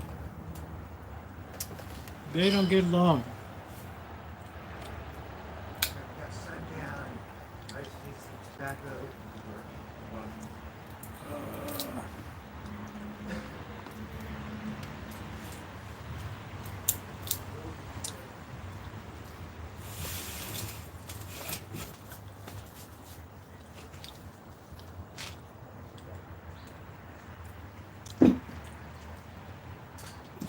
Yeah, that's it. Another great German, Elmer.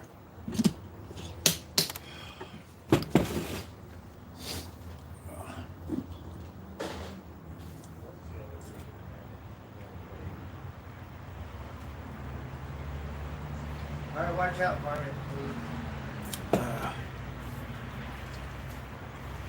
You hungry, you'll eat. Right, follow your nose, follow your nose. If we put other food out, it defeats the whole process.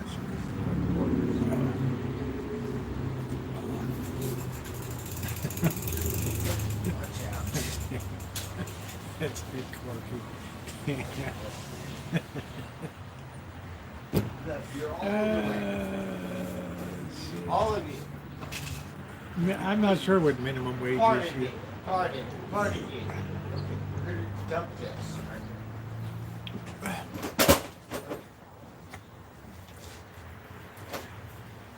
You know, I'm not really sure what it is.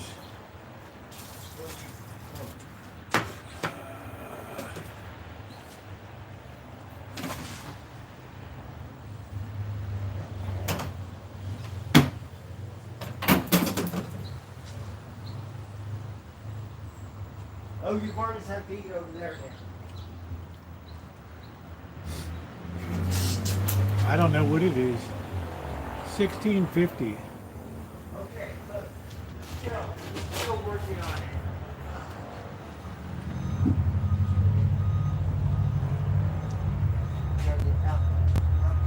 Tigers like I'm leaving. I can get better grub in better places.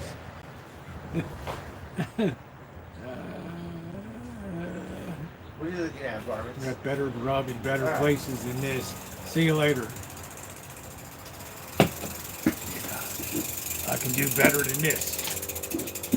And there's Grandma.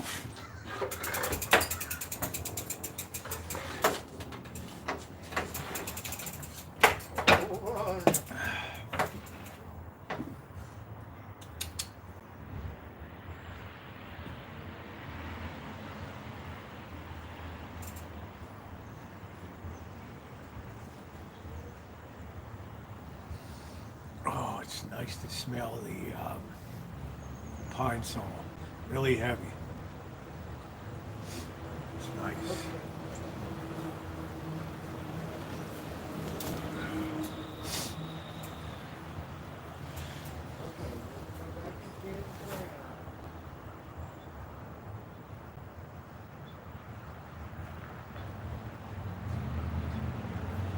I don't have an AC unit north.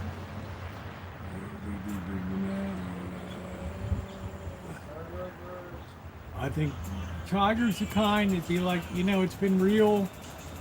I'm packing my hobo handkerchief on my stick. And yeah, I know where there's better place with better people to hang out with. Sayonara. We're punching our ticket and we're out of here.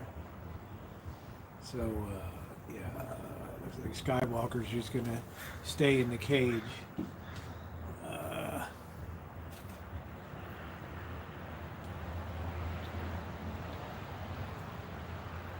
Oh, man.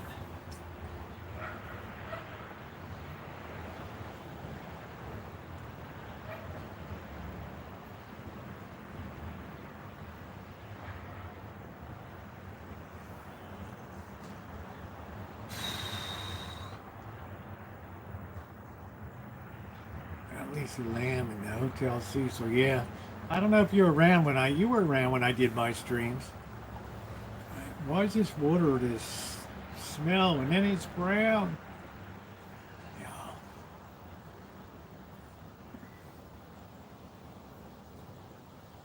Yeah, there's what? Yeah, I hate to tell you, there was a body up in the water tank.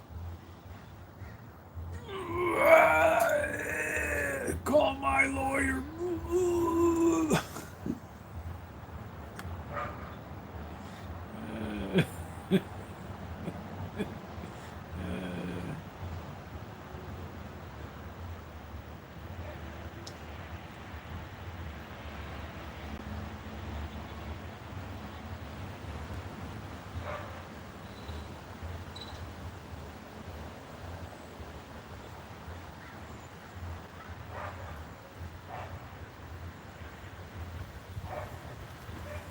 Stuffing Sunday with the flyer at 3 a.m.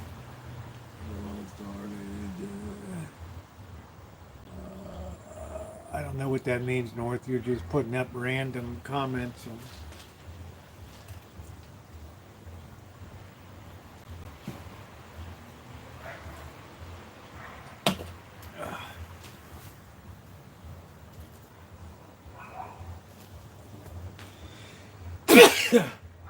Oh, man. Yeah, Mr. Microphone.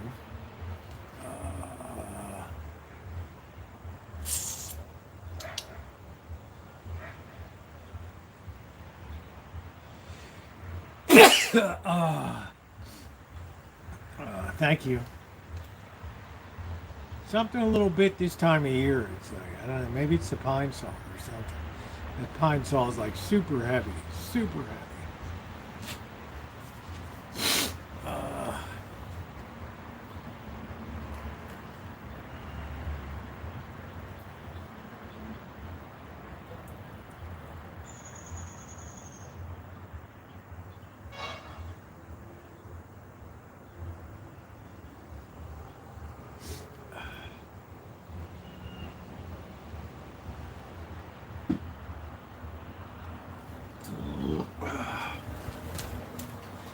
pretty heavy to find some.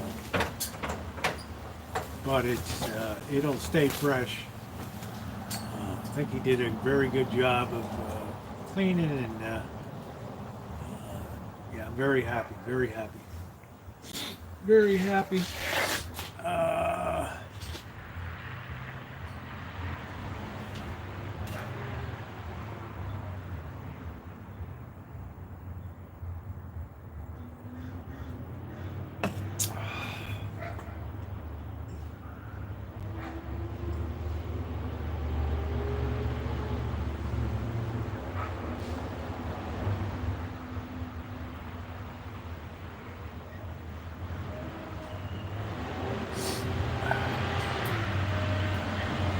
I do too. I think things just reach a point where you just want to get it cleaned up. Reaches that point, it's not livable anymore. And that's a happy point.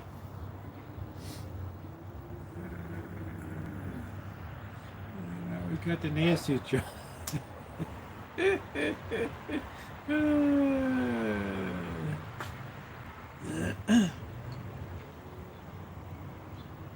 That's funny.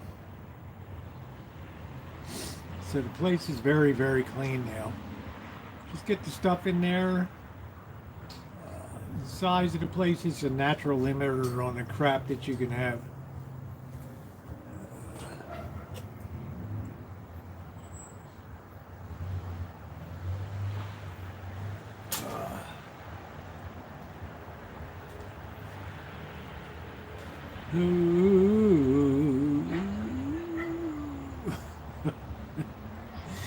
Alright guys, I'm going to close it out and get myself something to eat. The cat traps are here. They're going to be used to them. We'll get them out little by little. You want to eat? Yeah, you have to be, you have to get the food in the trap. So I want to thank everybody for being here tonight on the B channel. I appreciate it. Make sure you're subscribed and hit that bell for all notifications. Thank you, Dorlin. Good to see you tonight. Ronnie, thank you for everything you do. And everybody else, thank you for being here. Make sure you check out the Berkeley Travelogue. I know it's a long one. If you can hit the hype button on it, it would really be appreciated. Let's bring back long-form content on YouTube and get away from this 30-second crapola and everything. Help me out. Thank you, everybody.